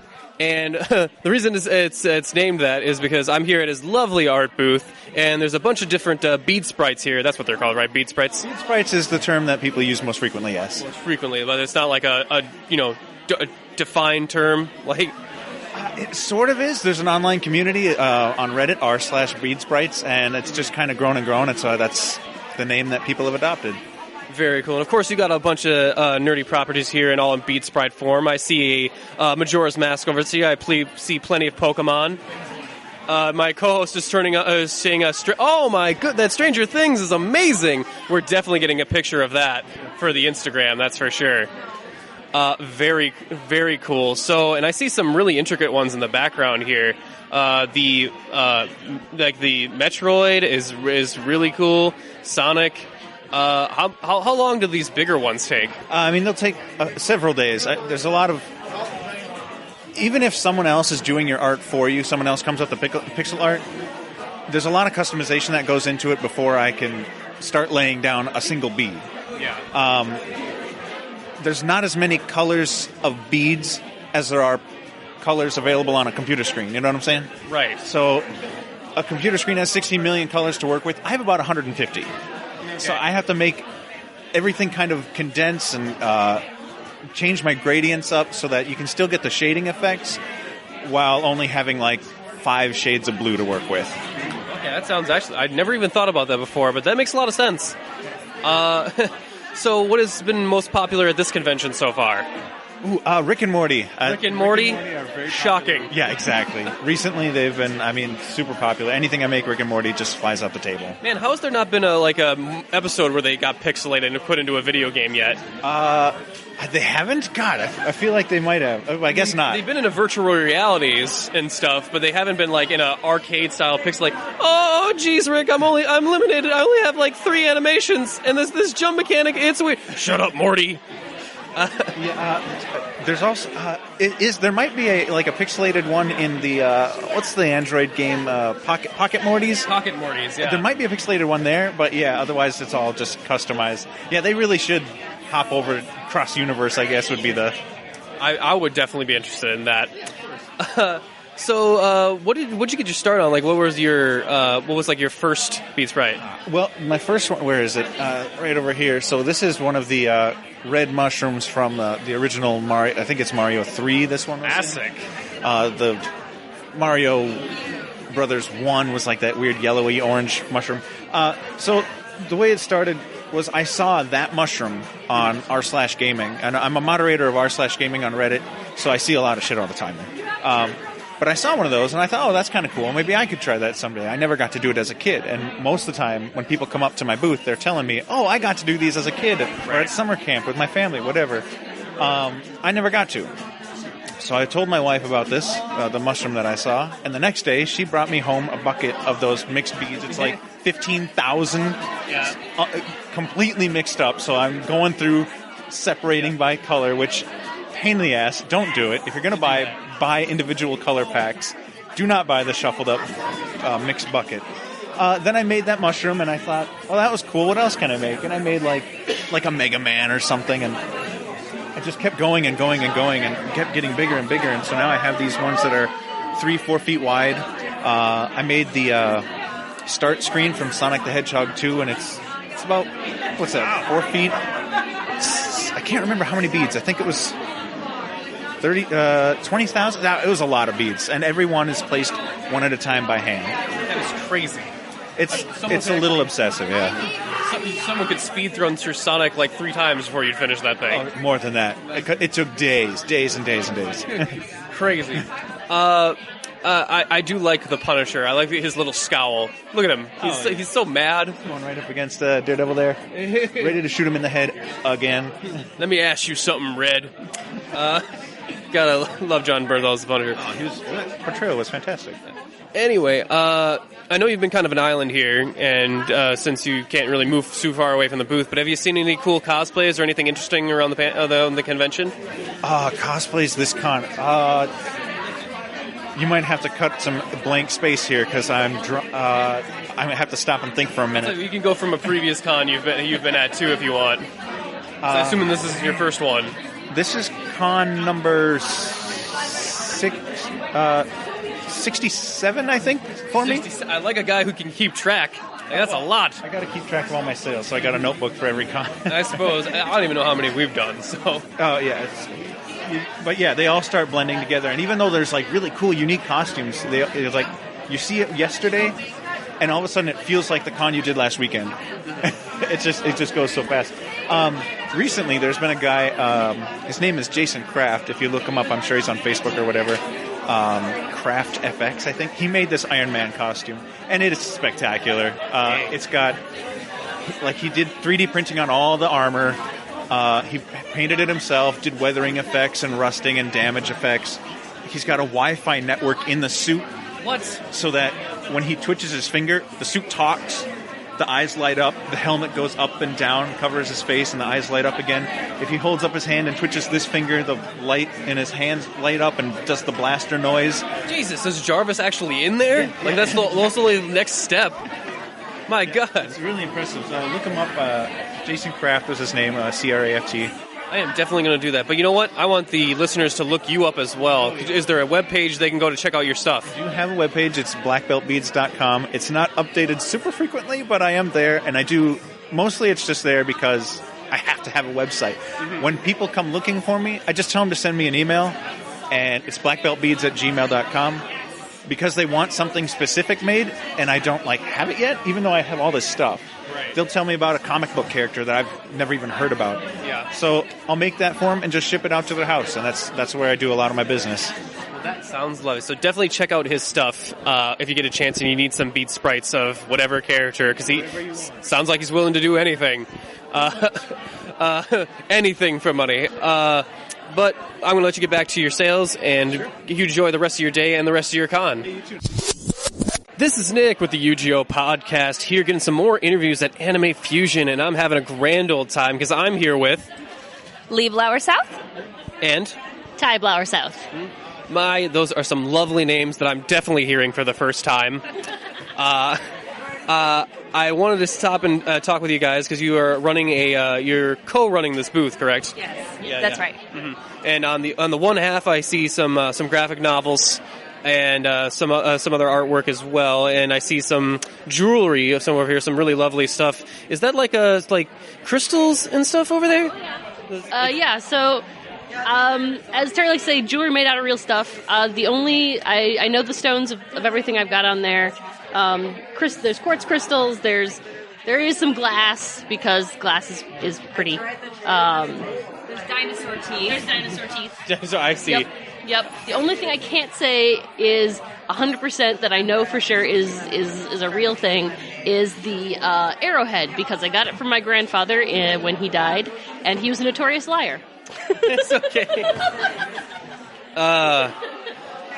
So was mine. Fought in the war, my ass. Anyone could have gotten those medals. Anyway, you're making me really regret that there's not a visual element to the podcast right now, because these dog ears are really distracting me. For those listening at home, she's cosplayed as Inuyasha, and the dog ears on top actually move, like there's a motor in them. It's really cool looking. It's actually a Nekomimi, so it is based off of her brainwaves. Really? Yes, it's actually responding to her brainwaves because we live in the future. Oh, that's really cool. Now, if I put them on my co-host, would they erratically move every time I made a pun? Like he couldn't stand it? Just like, okay. Judging by the look on his face, I'm going with yes. Yes. No one can hear you from this far away. I have all the power. Ha-ha! Anyway, I wanted to ask you about some of the graphic novels over here, too, because they have some very interesting art styles going on in them. I was flipping through them a little bit. Would you like to, give the people a little rundown? Sure. We have, on this table right now, we have several anthologies, so I cannot take credit for all of the art in them. Sure. We have one story in each of them. We have Sleep of Reason, which is from Iron Circus, and is one of the most disturbing things I've ever read. It took me several attempts to read the whole thing. Our story in there is called 4 p.m. is Tea Time, and my wonderful wife/writer over here based it on one of my recurring nightmares. Wow! So that I would draw it creepy enough. I mean, it worked. I can't deny that it worked. I can't tell if that's adorable or really passive-aggressive. I mean, in fairness, I have not had that recurring nightmare since then, so maybe it purged it from me. Okay, you know what? I'm not a marriage counselor, so I don't know. I am. You are? I actually So you would know. Yes, so, I haven't left her. That's all the answer you need. And then we have Oath, which is an anthology entirely of queer superhero origin stories. Oh, okay. Which sounds super specific and, monotonous, but is really not. All the stories in there are pretty different. It's really fun. And then we have what we call our creepy double feature, which is called Lights Out, that only has 2 stories in it.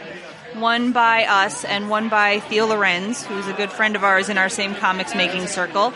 And that's what I call more your existential horror. Sort of nihilist, philosophical, make you feel bad about life kind of horror. She's looking at me like she has no idea what I'm saying because this is normal to her. Again, visually, like there's no look. The look on her face can't be. I'll try and describe it. She looks like Inuyasha's trying to figure out what a modern car is, like how it runs on the magic or how he can slay it. But she took too many philosophy classes in college, and it's warped her permanently. Now, to be fair, the Lights Out story is actually based off of a obscure fact about astronomy, where if the sun disappeared, we wouldn't know about it for 8 minutes. So I have the last 8 minutes of the Earth. Oh, okay. That does sound nihilistic. Yeah, okay. This is what I'm saying. I live with this. Yeah, all right. My Oath story is fluffy as fuck. Yeah, that's true. The story we have in Oath is very adorable. No one died. You told me I couldn't kill anybody. Fluffy as fuck. FAF. Yeah, I like it. Yes. Okay. So who's the artist for, I think the middle one I was flipping through, because there's one artist in there it kind of looks kind of like a Scott Pilgrim-esque. I do not have every artist in there memorized, because there's like 20 artists. Oh, there's 20. I thought there was only so there's a lot of different collaborations. There's a lot of different artists in there. Yep. Oh, okay. So that's... Mythology has like 20-ish. Lights Out is only 2, but... Well, that's some bang for your buck right there. Right. I mean, they're beasts. This is a doorstop. You can kill a man with these books. They're big books. Not that you have tried or have scientifically experimented with that. You can't prove anything. I can't. I'm also not a cop. I'm not a cop. Just a marriage counselor, not a cop. Okay, I thought you might have had a cool dual I would identity. have to tell you if I was a cop. That's the law. Right. You wouldn't have to tell me if you were a marriage counselor, though. That's true. So that's above board. That's true. I feel like we've lost the thread here. A little bit. Yeah. What were we talking? Editing's for. What are we talking about? Editing. Good luck with that, future Nick. Yeah, comics. So yeah. Which is your favorite? What was one of your favorite contributions of the stories that you worked on, like from one of these books, like the one you worked on specifically? Let's see. Right now I'm really actually enamored with the comic I did in Lights Out. I got to do something kind of different with my art style in that one. And I feel like I kind of pushed that a little bit, and I pushed my layouts a little bit, and I reread Scott McCloud's Making Comics like twice, because that's what I do to refresh how to make my comics not boring.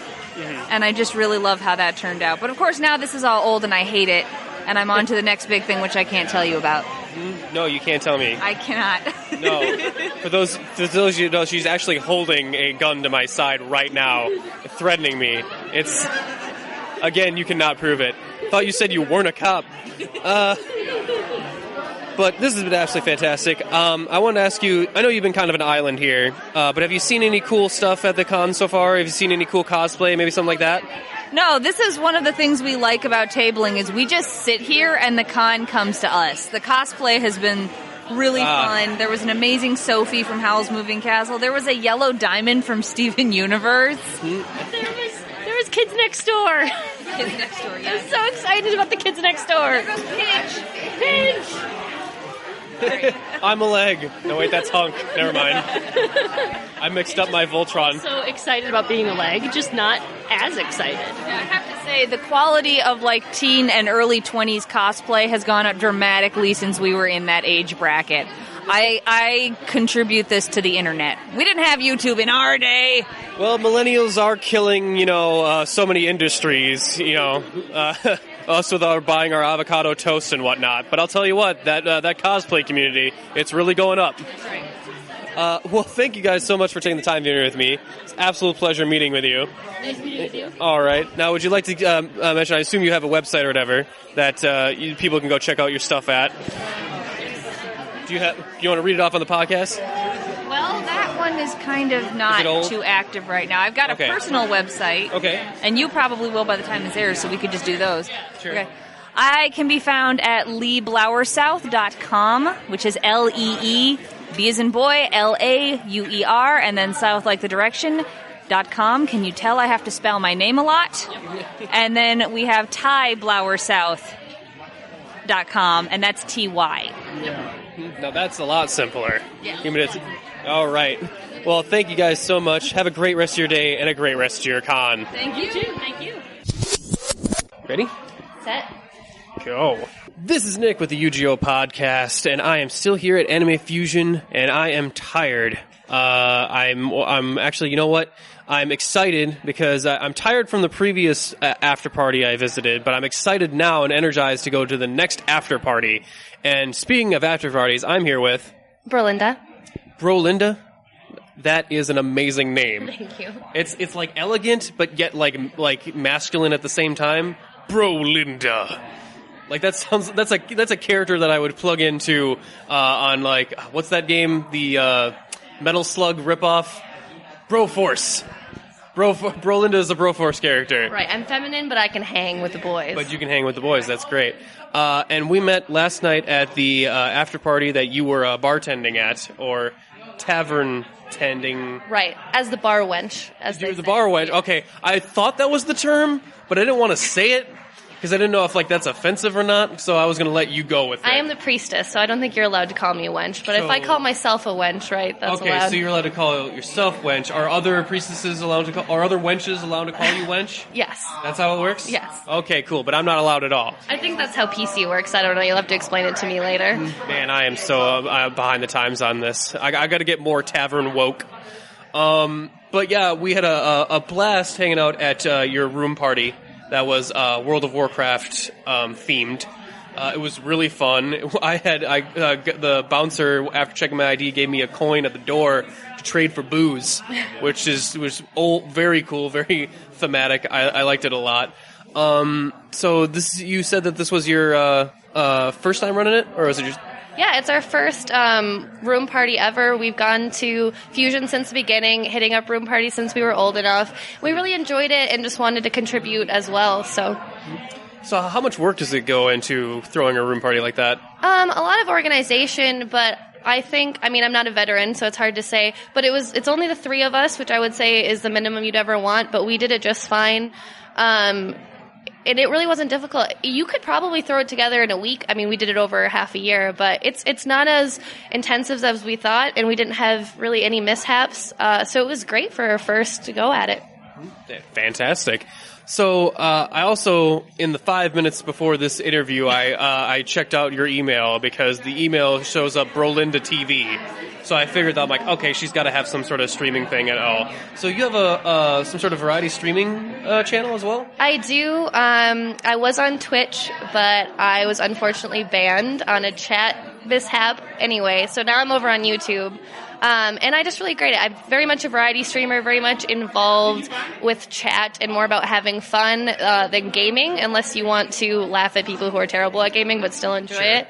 Sure. But yeah, still be a variety streamer. Thank you for checking me out. I appreciate that. No, of course, I do my due diligence, even hungover. I was impressed you guys had already uploaded like an hour before I'd sent you an email. I'm like, man, they're on top of it. It's like con Saturday morning and they were already uploaded. I'm like impressed. I was up at 5 o'clock this morning because you had made the mistake of giving me vodka.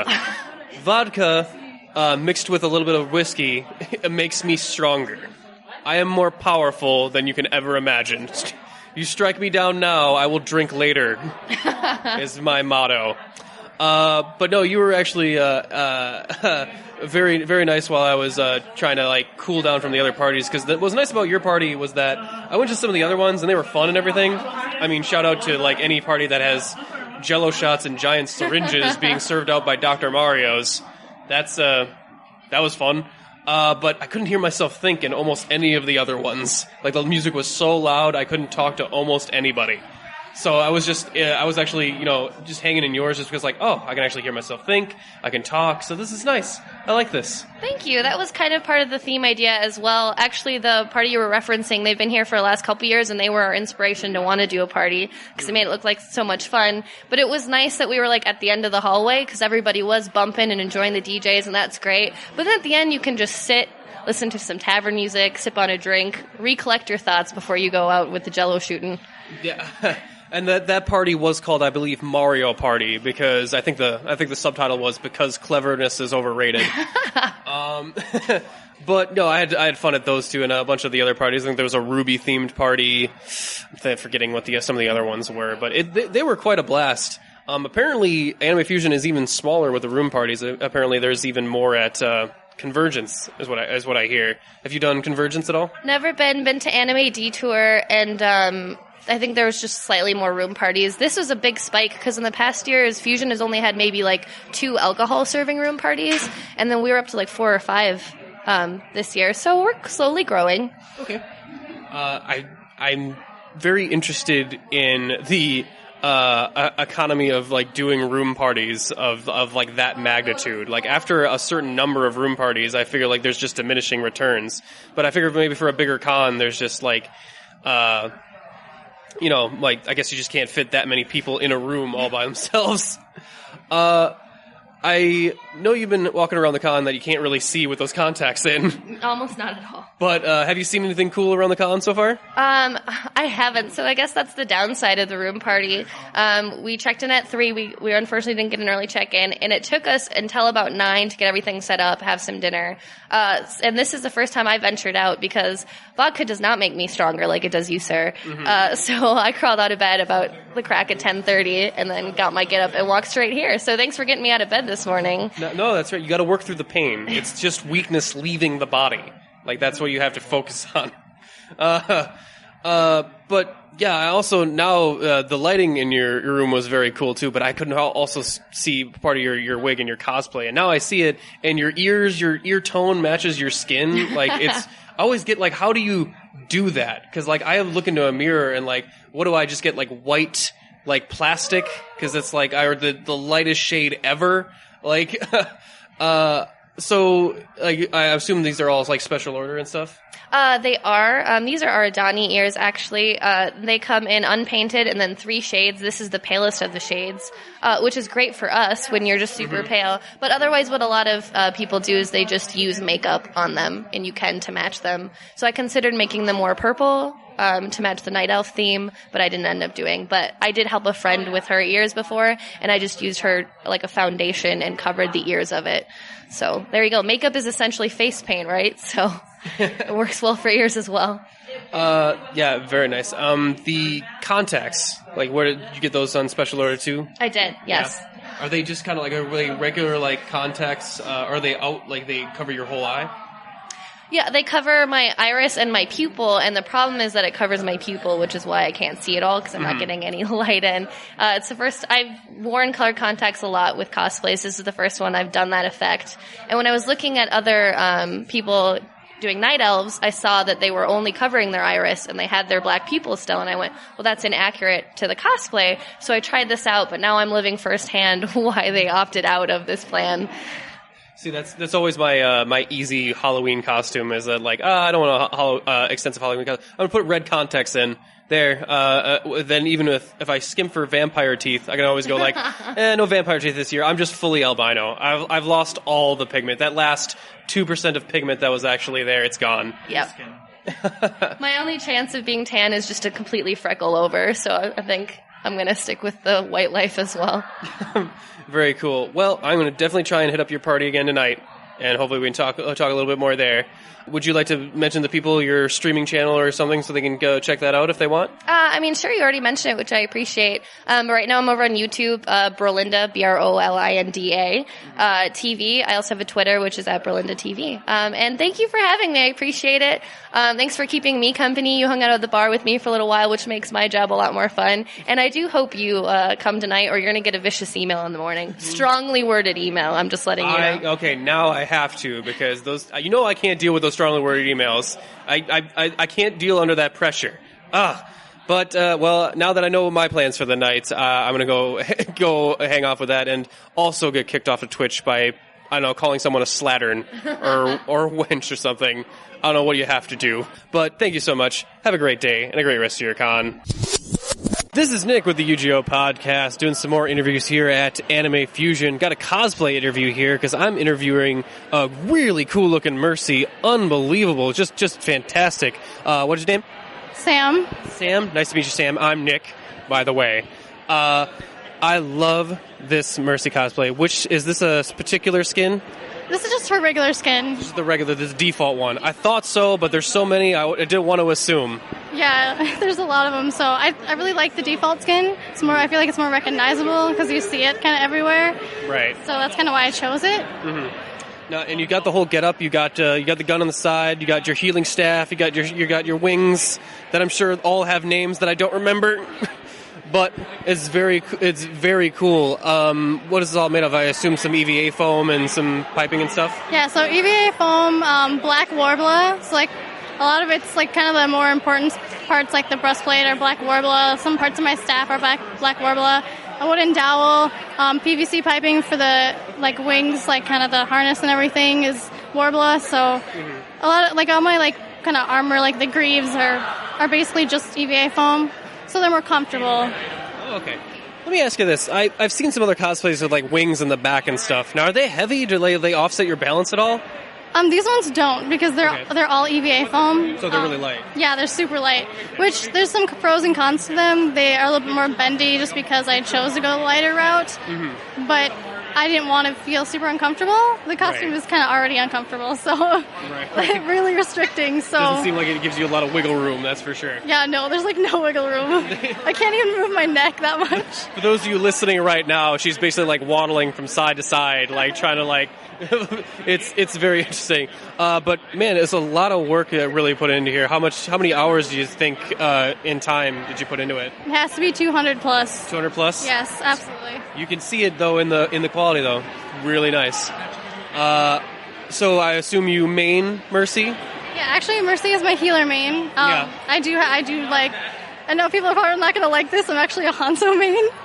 Really? Yeah, for defense. But I'm lately I've been playing a lot more Mercy. Trying to make up for all those hitboxes that are just way too open for you hitting. Yeah, I guess so. I'm sorry. I'm not going to judge. I'm totally going for it. He's not a Bastion main. Damn it. You know what? You're not a Bastion main. We can all agree on that, right? Yeah, Bastion just can't handle him. He got buffed, and it's like, I don't think he deserved that buff. Speaking of which, how do you like the new update for Mercy? I have mixed feelings about it. I like that I can heal, like, res somebody every 30 seconds, and then, but I just, like, I don't know, it just feels different. It feels like they're pushing her more, like, DPS kind of when she's got she's flying with her new res, or, like, no, it's not a new res, but just, like, I don't know, that kind of feels weird to me. I'm not used to, like, the whole flying around thing, and I'll get used to it, I'm sure, and I know why they made the change, and I understand it. It's just, like, when it's been there for over a year, and they change an ultimate like that, I just have really mixed feelings for that, so. I can tell by how much you are bobbing your head in one specific direction, angrily. So, have you seen, I assume there's a bunch of other Overwatch cosplayers around here. Have you seen any other of your brethren around? There's actually another Mercy. She's cosplaying as the combat medic Angela Zega Mercy. Yeah, I think I saw her around. Yes. And there's also, I know there's Diva. I've seen lots of Divas, at least 3. And I know there's going to be a Junkrat today, because he's actually my friend, so he'll be around. I'll find him. Okay, that sounds very fun. Man, remember that Reinhardt we saw at the previous one? That his was crazy. It was like life size, actually accurate. Unbelievable. Yeah, it was nuts. The guy was nuts.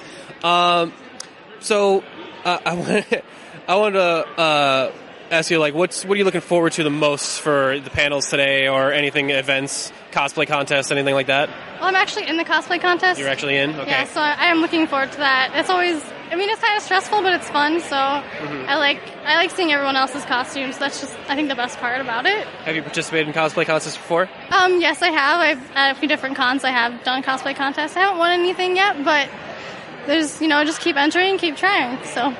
It's not really about winning for me. It's more about just having fun. But I like to challenge myself, see what I can do. So.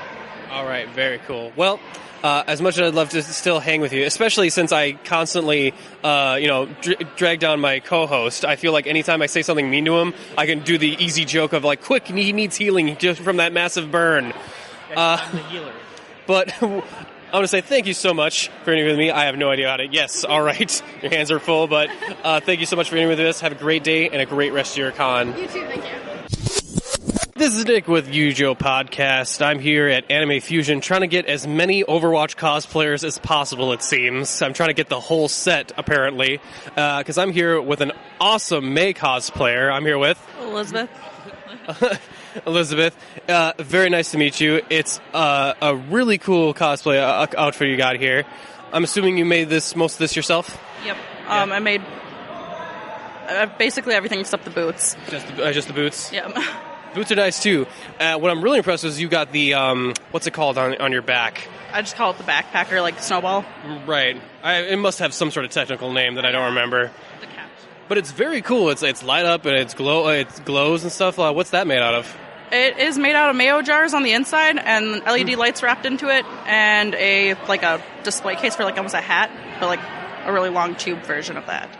So, yeah. Is it mayonnaise or is it Miracle Whip? Because a cosplay isn't a cosplay without Miracle Whip. It's mayonnaise. It's mayonnaise. Darn it! Big jars from my work. Okay, it's very cool.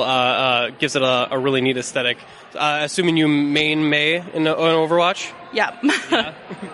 She's your main, huh? Yeah. So your ice wall judo. How good is it? It's iffy. It's iffy. For those listening, she made a non-committal head tilt sort of thing. So if I was playing with you, I might every once in a while get stuck behind the ice wall and go oh God, not again. Yeah, probably. I like that she's straight up about it. She's honest. I'm not very good at it, but I enjoy it. It's fun. Hey, it's a fun class. I play her quite a bit as well. So have you seen any other... a lot of other people have done some Overwatch. Have you seen any other Mays or other Overwatch cosplayers around? I saw a couple Mays last night during the party phase, but other than that, not really today. I saw a couple Mercies and a couple Tracers, but... So I assume you cosplayed before? This is my second time wearing her, actually, to a convention. So second time wearing May, yeah, May, sorry. But you've cosplayed as other characters? Yes. Most of the time I would buy them or alter them. But yeah, this is probably my first costume I made from scratch. Oh, really? Yeah. Okay. It's definitely very good, and you can tell it put a lot of work in. How many hours would you say you put into it? I'd probably work 4 hours every single day for a couple weeks, for a couple months, and it took a lot more planning than actually making, I feel like. Right. So I'd plan it for a couple months, and then I'd be like, okay, I finally gotta go do this 2 months before the convention. Gotta get it done. Now, is it hot? Is the material? It is very warm. Yeah, I'd imagine. I was roasting the last convention, and at least it's kind of nice outside, so I can walk outside and cool off, but yeah. So, and then are those prescription glasses, or are those just... These are my actual glasses. Yep. Because they actually look pretty close to... Yeah, I just have really thick, bulky glasses, so I was like, why not? That's it. It's pretty dead on the money. I like it a lot. So what would you say is the hardest part that really gave you the most trouble? I would say the gloves. I'm not thoroughly thrilled with them, but I mean, hey, you gotta start somewhere. Sure. Well, you need manipulation to get it. You'll need your hands and stuff too. So that's pretty cool. Have you seen any other cosplays around the convention that really impressed you? Yes. I saw Baymax yesterday. Baymax? Yeah, there was this dude in this big inflatable outfit, and then the mage from I know him from Kingdom Hearts. I think it was called Vi originally, but I think it's just the Dark Mage from Final Fantasy. Yeah. Oh, okay. He was walking around. He had the cool LED eyes. Oh, very nice. Yes. So, are you excited for any panels or events or whatever at the con today? I'm interested to see what 18 plus panels. I guess I don't know. I went to some cool panels yesterday that were later in the night. Samurai Dan's pretty cool. But there's also geek dating tonight. I'm going with my boyfriend, so. Very nice. Hopefully give him some tips, right? He's new to the whole cosplay costume thing, so he's kind of oh, this is cool, but he's not really 200% sure. So. Okay, so you're getting his feet wet a little bit. Yeah, kind of. I like it. You know what? Keep me updated because I want to know how to introduce girls to this whole thing. So what do you do on the weekends? I go and interview people that dress up. Yeah, he kind of thought it was kind of cool, building your own costume, but he's never really done that. So I think this is his third convention or so he's kind of getting used to conventions and stuff. But well, I think it is very cool, and it's worth you being, I assume, very hot under there. So I think the trade-off is worth it. Thank you for taking the time to interview with me. Absolutely fantastic. Have a great day and a great rest of your con.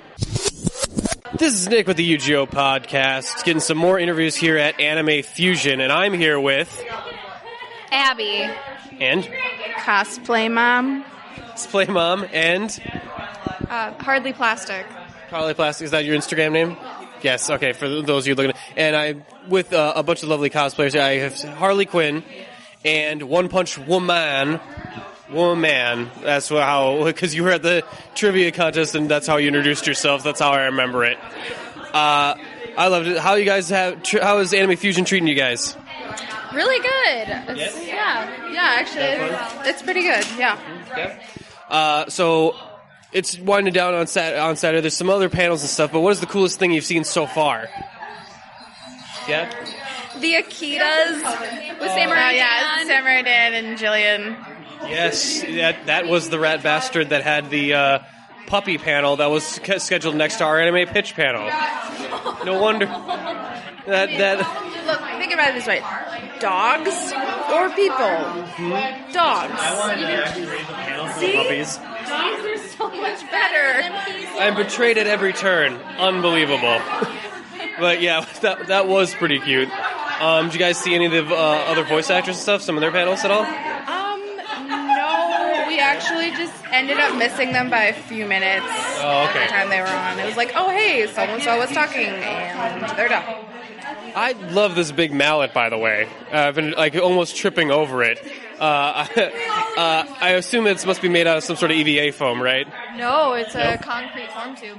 A concrete form tube. Yep. Oh, that's interesting. I've actually never heard of that before. How heavy is it? It's not heavy. It's like maybe 3 or 4 pounds. So you can swing it around and nail me in the face with it. Yeah. I will keep that in mind. I will keep that in mind.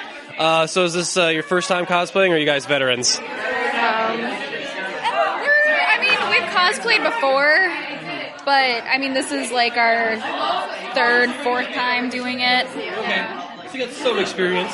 Yeah, I've never done it before, and so I just kind of came up with an idea that kind of grew off of something they told me at our last con.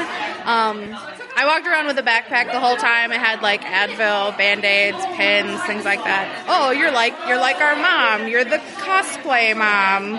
Okay. So I was always there to the rescue to hold all of our stuff, and except for the wrist cuffs that got forgotten. Cuffs, I failed her one time. I forgot her cuffs last year. I said some dissension among the group. Okay. We'll leave that to a later date, another episode. What are some other cosplays, some other cool cosplays you saw at the con? Some other ones? There's a really great Sesshomaru going around. Yeah. Who's that? Sesshomaru from Sesshomaru from Inuyasha. Oh, yeah, I love that. Love that anime. That was really good. Master Roshi, I love seeing him.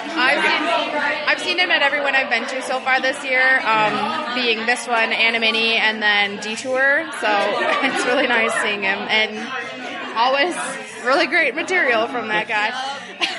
He said he watches YouTube videos finding pickup lines for his cosplay. Finding. More like stealing. It just takes the ones it's just his experiment, and and that one is as bad as I thought it was. Yeah. And then there's this one guy who we've seen before who he has, I can't remember what his character's name is, but he has automated eyes, and he showed us yeah. guys, and he's got a heart. Yeah. Yes.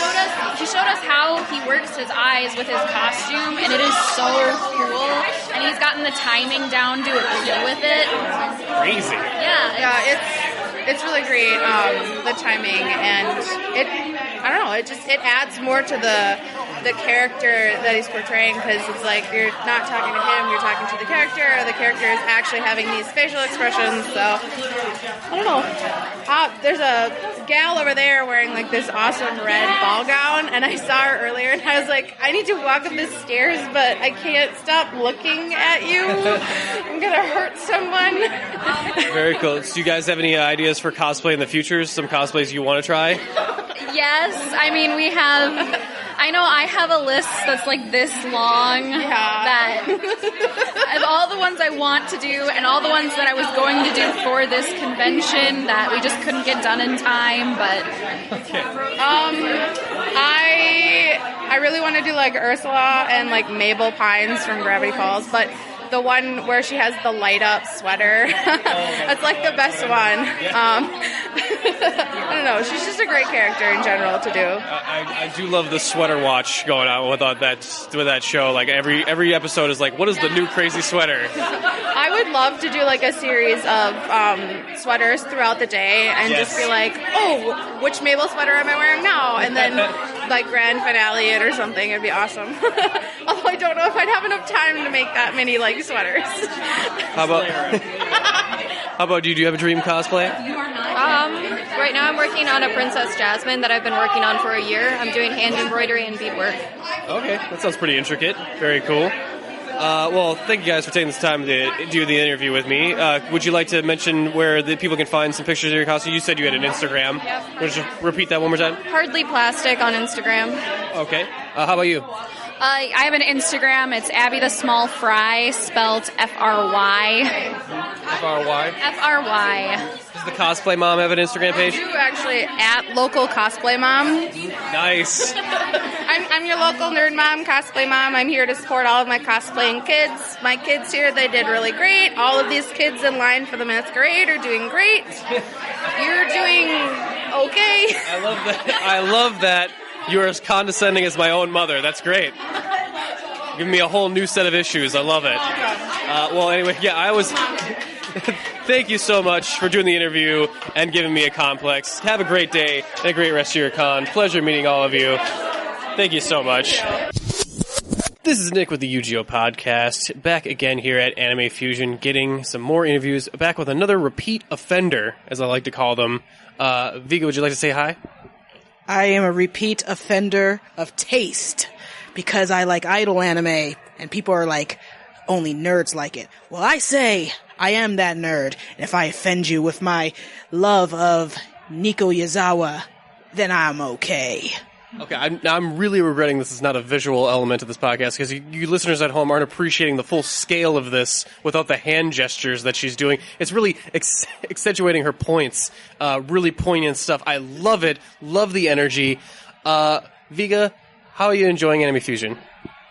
Well, there's a lack of fusion, but there's tons of anime. Okay, so I was wondering about that myself. I was wondering if there was going to be some sort of lab with nuclear fusion going on. I don't know if that's where it is, if it's in the underground. I have felt a little bit of radiation, but only kind of like low-level stuff. So, and my sperm count's already, shot, so I don't think that's going to be too much of a worry. But yeah, so we were about to try and catch your panel because we are very interested in your crazy Japanese commercials. Would you like to tell the people a little bit about that? So, craziest Japanese commercials is when you take a talking dog, Tommy Lee Jones, Weeaboo Quentin Tarantino, a bunch of idols, ramen, lots of ramen, cup noodle, anime that should exist but is cock teasing you, and a whole bunch of stuff in one panel. Craziest Japanese commercials is just my curated list, well, not even list, but just a whole, basically a movie length thing of the craziest things I found in terms of advertising. And sometimes I might give a shout out to another country. Like this year, I'm going to introduce people to Wakaliwood. What's that? I'm sorry, what? Wakaliwood, Uganda. Tabasasula! Tabasasula! Oh my god. I'm actually familiar with one of their film companies, B13, I think, which their slogan is something like just a guy screaming, B13! Burnin'! B13! So... Coming soon. Coming soon. Well, now I'm even more excited. But are you running any other panels? I already ran them, fortunately. I did Idols of Anime earlier today, and I did Beyond Pokemon on Friday. So cool. You're catching my last one of the weekend, and I got nothing on Sunday. Unfortunately, I'll have to skip out on the con on Sunday. Yeah, no, that's all right. I think a lot of people are cutting out early, usually for Sunday. At least that's what I've been hearing. Anyway, Beyond Pokemon, is that specific to the panel? What's Beyond Pokemon? What is in the Beyond? Oh, the Beyond is basically all the other Mon shows that are trying to be Pokemon. Some of them are better, like Digimon. Yes. Howl's better. Mm-hmm. Some of them are not, like Monster Rancher. Does anyone even remember what Monster Rancher? I was alive in the 90s, and I don't like that I remember Monster Hunter, but I do remember it. No, not Monster Hunter, Monster Rancher. Monster Rancher, I'm sorry. Monster Hunter is the video game I'm thinking of. Which is actually popular and good, I hear. I haven't played it, though, so Yeah. So that sounds interesting. I wonder how many animes could try and knock off another popular anime. Sounds like not a trope that would catch on. I don't know. I can't think of too many examples. Oh, I found a lot of them, and even a couple of American examples of trying to get a Pokemon. One was pretty successful, Lilo and Stitch the series. Oh my god, that is Pokemon. I've never thought about that before, but that's actually a pretty apt description. Actually, now I really want to go back and watch Lilo and Stitch the series again. But yeah, have you been enjoying the con? Have you seen any cool cosplays or anything, really neat in this con in particular? Ooh, I saw a lot of great cosplays. One of my favorite cosplay groups, Utansu Idols, they did their annual Love Live panel. They did Aquars this year, and they yesterday they had a really amazing just cosplay group. I saw a really great May I had a conversation with. There's a Black Mage who was in here a couple minutes ago. The 8-bit theater Black Mage, because we have Yes. the LED eyes. We saw him, yeah. Yes, he was just in here. So, yeah, that's one of my favorites. And I just met someone who did Bojack. Bojack? Yeah, I didn't realize it till he put back on his mask. I'm like, oh. Yes, okay. And there's a few good ones over there. Love Life. Gotta love Life. I do love life, that's for sure. So are you here with your art booth then? No, I'm just here as a panelist and just having fun. Like, I didn't plan much in advance for this except for doing the panels. Okay. Because it was kind of it was like a lot of things on their site was like closed, or else I would be having a dealer's booth or something. Sure. But next year I'll probably be a dealer. Oh, okay. So that sounds like a lot of fun. Any other cons you're hitting up in the near future at all? MagFest is the definite next one. Which one is that? MagFest. It's on the East Coast, music and gaming festival. It's basically a giant nerd music festival with a lot of video games, like tons. It's a party con. Oh. The entire place is also a party con. Most people are of age, booze flowing. It's wonderful. If you ever get out to the East Coast and you got to do a con, MagFest is number one. MagFest number one. I will mag that happen, I guess. I'm really excited about that. If there's one thing you could do in the future, I was wondering if you have any future ideas for panels kicking around in your head. And I know you seem like a creative person. Is there any kind of panels you want to try in the future? One I want to do is a spinoff of Idols of Anime, which is just a same thing, but only on male anime, like male idol anime, because now we have at least a good, enough series that I could make a whole panel out of. Especially this season where we got 3 concurrent guy idol anime right now. Oh, okay. So Dream Festival, Animaster Side M, and Suki Pro are all running right now. And of course there's always Utapri, which I could talk about extensively. There's B Project, which is getting a second season I think next year. There's tons. So you want to give the men their due. Yeah. Yes. See, I feel that because I feel like we haven't really got our fair shake in life as much. So I feel it's nice that you would, think of us in that way. Well, it's just that, men, they're just such a, minority. Speaking as a white male, the struggle is real. Oh my God, it's like all of us women have to go to court and then decide your birth control for you. Oh, it's like a hard job. See, she gets it. Now make me a sandwich. Now, yes, I will go do that. But before I do that, I want to thank you for taking the time to interview with us. No problem.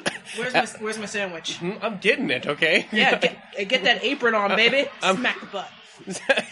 We'll edit in a smacking sound effect there for my degradation. I like it. But for those of you at home that want to check out some of your art stuff and your Twitter and all that good jazz, you want to tell them where they can find you on social media? Well, you can follow me on Twitter as Viga. It's just Viga, Viga. You can find my YouTube channel, Viga Loves, where I talk about idols and a bunch of anime stuff. Look up the Idols of Anime, of course. You could Google search that and find it. Episode 29 is coming out soon. It's all about Pretty Rhythm Rainbow Live. And otherwise, those are my 2 main things. I love it. And Vega talked about stuff she loves. If you call Vega loves, couldn't be simpler. I love it. Now I have a sandwich to go make, so I'm going to say, enjoy the rest of your night and the rest of your con, all right? Thank you. Thank you so much.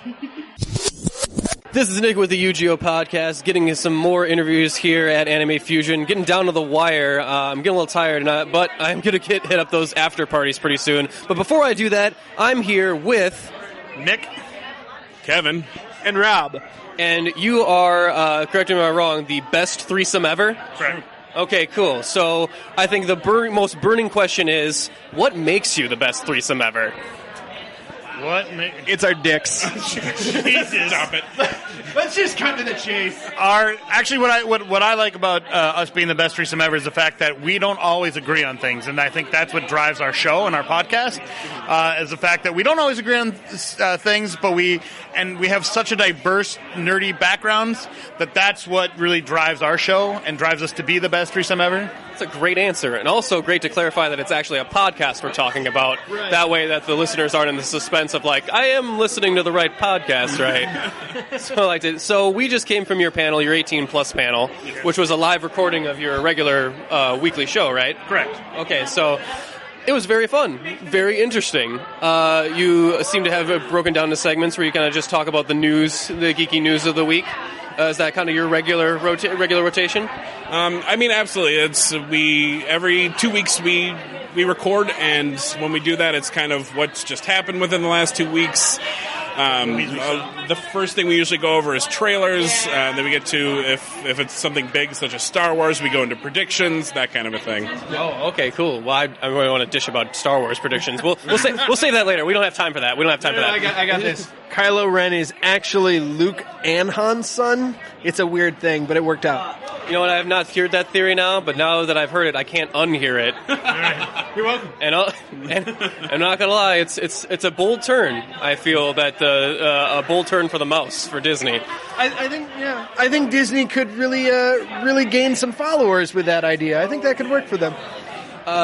So during your panel, you guys were mentioning this is your first anime convention. Correct. Okay, but you've done other conventions like sci-fi and that sort of thing before. Yeah. So how is the energy for a anime convention? Do you feel like it's different? How's it treating you? It is different. We've done Convergence was kind of our first kind of experience with our companies and doing panels. We're kind of a newer company, especially our bigger company, Geek by Numbers, which you can find on geekbynumbers.com. Solid plug. You're welcome. Well done. It's different. It's a little bit smaller, but I think the energy is still there. Like obviously the culture is very, which we just discovered. You want to pick a fight with somebody about anime. So yes. They're very knowledgeable group of people. So it's kind of refreshing. It's different. It's yellow, Nuprin. Yeah, apparently saying anything about the Dragon Ball live-action movie is cause for riots. See, that's how I knew you guys were rookies. That was not a rookie move. That was on purpose. I wanted the reaction. Oh, okay. So it's a purposeful troll. That was not just ignorance on your part. That is my middle name, sir. Okay, you're playing three-dimensional chess, so you're on another level. I like it. Purposeful troll is his handle on World of Warcraft. I'm sorry, Overwatch. I'm sorry, League of Legends. RuneScape. Yeah. I love these pauses. I'm sorry, Baldur's Gate. I thought that was your handle on Friendster.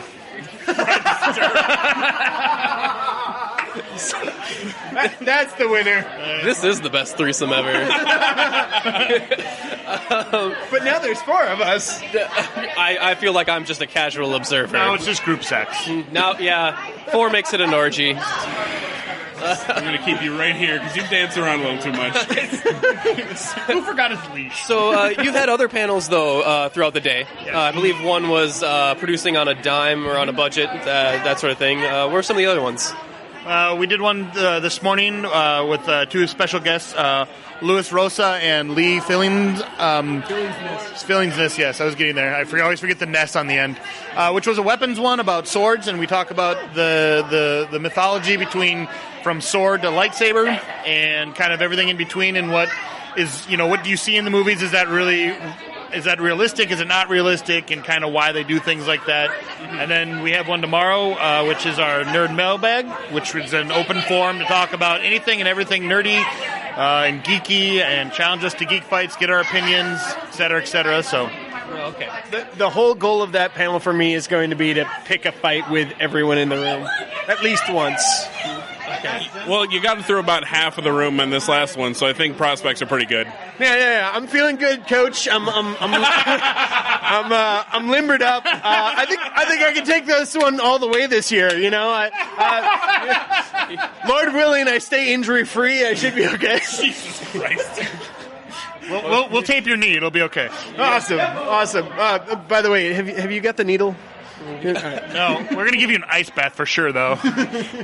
So I did also want to ask you about your fan interaction during your panel. So that was a pretty good move. Not a lot of people do that much crowd work. It's pretty fun. Can get out of control pretty quick, as I think we all know. Yes, it can. But I mean, we're all what we're used to as performers is audience interaction. All three of us work the King Stockades at the Renaissance Festival, at least up until this year.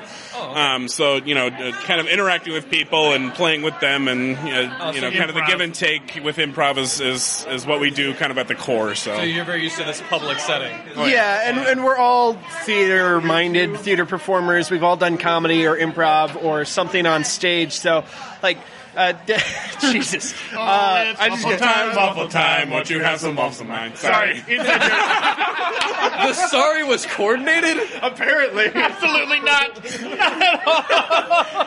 That was scary. So as I was saying, 8 years of performing together. Yeah, that's what that is. So it's just, but yeah, like you said, 8 years of performing together, we've all learned how to work a crowd, and we've all learned really how to talk to people in an audience. It's something we've become really good at, I think. Especially at the Renaissance Festival, because you get people who want to, they think they want to interact with you and try to be funny, and you kind of go, okay, well, I can either be an a-hole, or I can try to be nice and kind and try to keep it family-friendly, and sometimes it doesn't work that way. But with conventions, I've found that people are generally respectful, so once you kind of get in the rhythm, they kind of feel it, then we don't have to be such assholes about it, and we can play off that.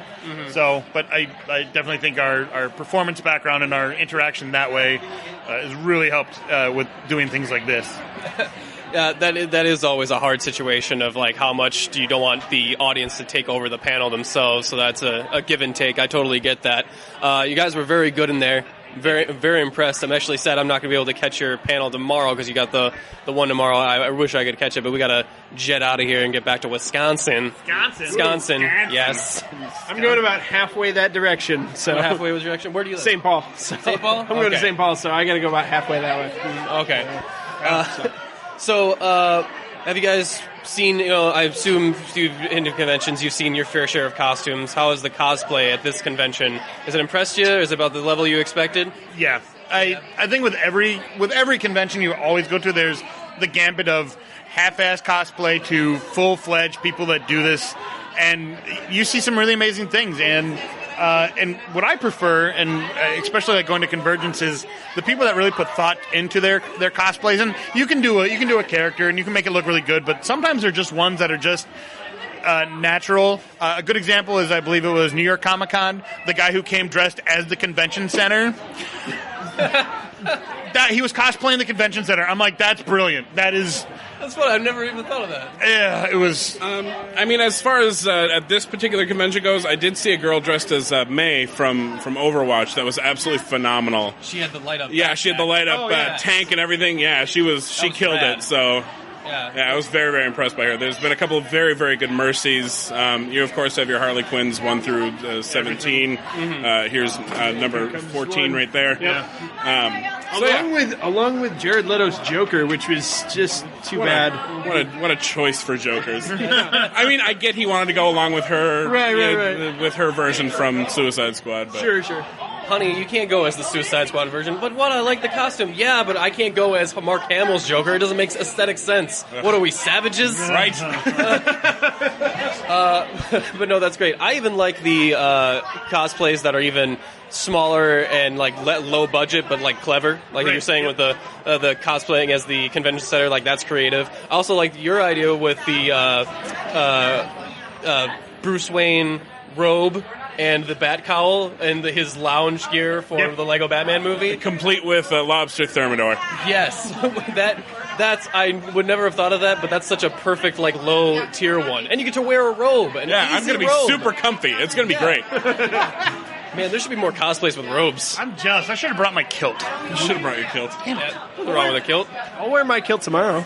It would require me to go home. I can't do that. And I don't think I'll be able to drive later. That's the hope, anyway. It is the hope. All right. Well, on the subject of kilts, I think we can wrap this one up. Thank you so much. Thank you so much. I get it, because you wrap the kilt around. The puns, children, the puns. It's funnier when you explain it. We think so. I get it. I'm on the same wavelength. It was such a pleasure meeting you guys. Oh my God, so great. Well, for one last time for the listeners, could you pimp out your podcast, where they can find it, where they can listen? Absolutely. We are Best Threesome Ever, the number, not the word. You can find us on iTunes, you can find us on Google Play, you can find us on Podbean, and you can also find us in all the other creations that we work on at geekbynumbers.com.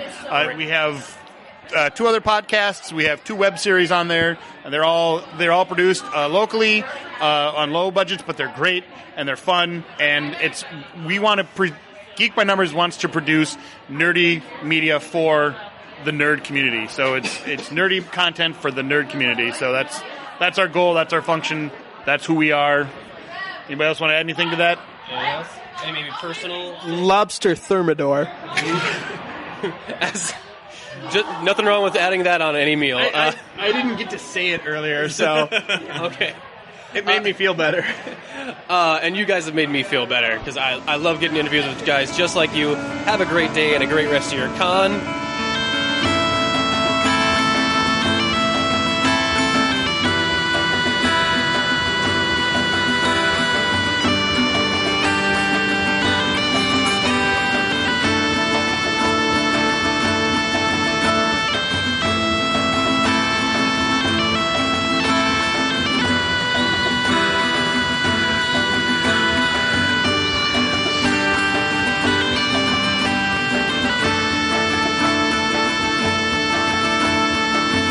We're back. Oh, did you enjoy those interviews, Travis? It's like we never left. It's like we never left, or we recorded this immediately after the intro. Yes. We just ran around. Do not look behind the curtain. There is nothing that. Do not pay attention to the man behind the curtain. Considering this is like how manyth con episode we've done, like I feel like people would not be surprised at this point. Well, you got to figure new listeners, Travis. All those new listeners that listen to all the way to the end, and not just their segments. The new listeners Good for you. The new listeners who watched us do the interviews. Yeah, I'm talking about you. Way to go, Stacy. One of these days, a Stacy will be listening, and she'll be, oh my God, they know me. Burn it. But yes, it was Anime Fusion was so much fun. Thank you guys so much for interviewing with us and being just fun to hang out with. It was a great time. We hope to see you guys again at some future cons or hopefully just Anime Fusion next year. Yeah, we would love that. In the meantime, you want to check out some of our previous con episodes, you can do so at our back catalog on iTunes. Just check out under podcast, just type in UGO, and we're the first thing that pops up. Look for Isabella, our derpy little dragon.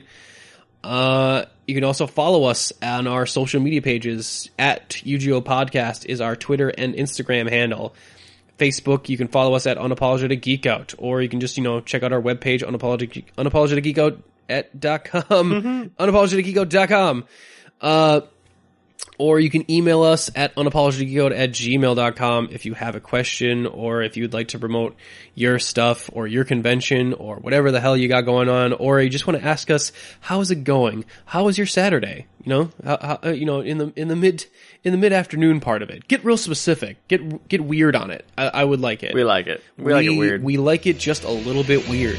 And on that note, let's leave it off a little bit weird. We are Unapologetic Geek Out, and we're out. And weird.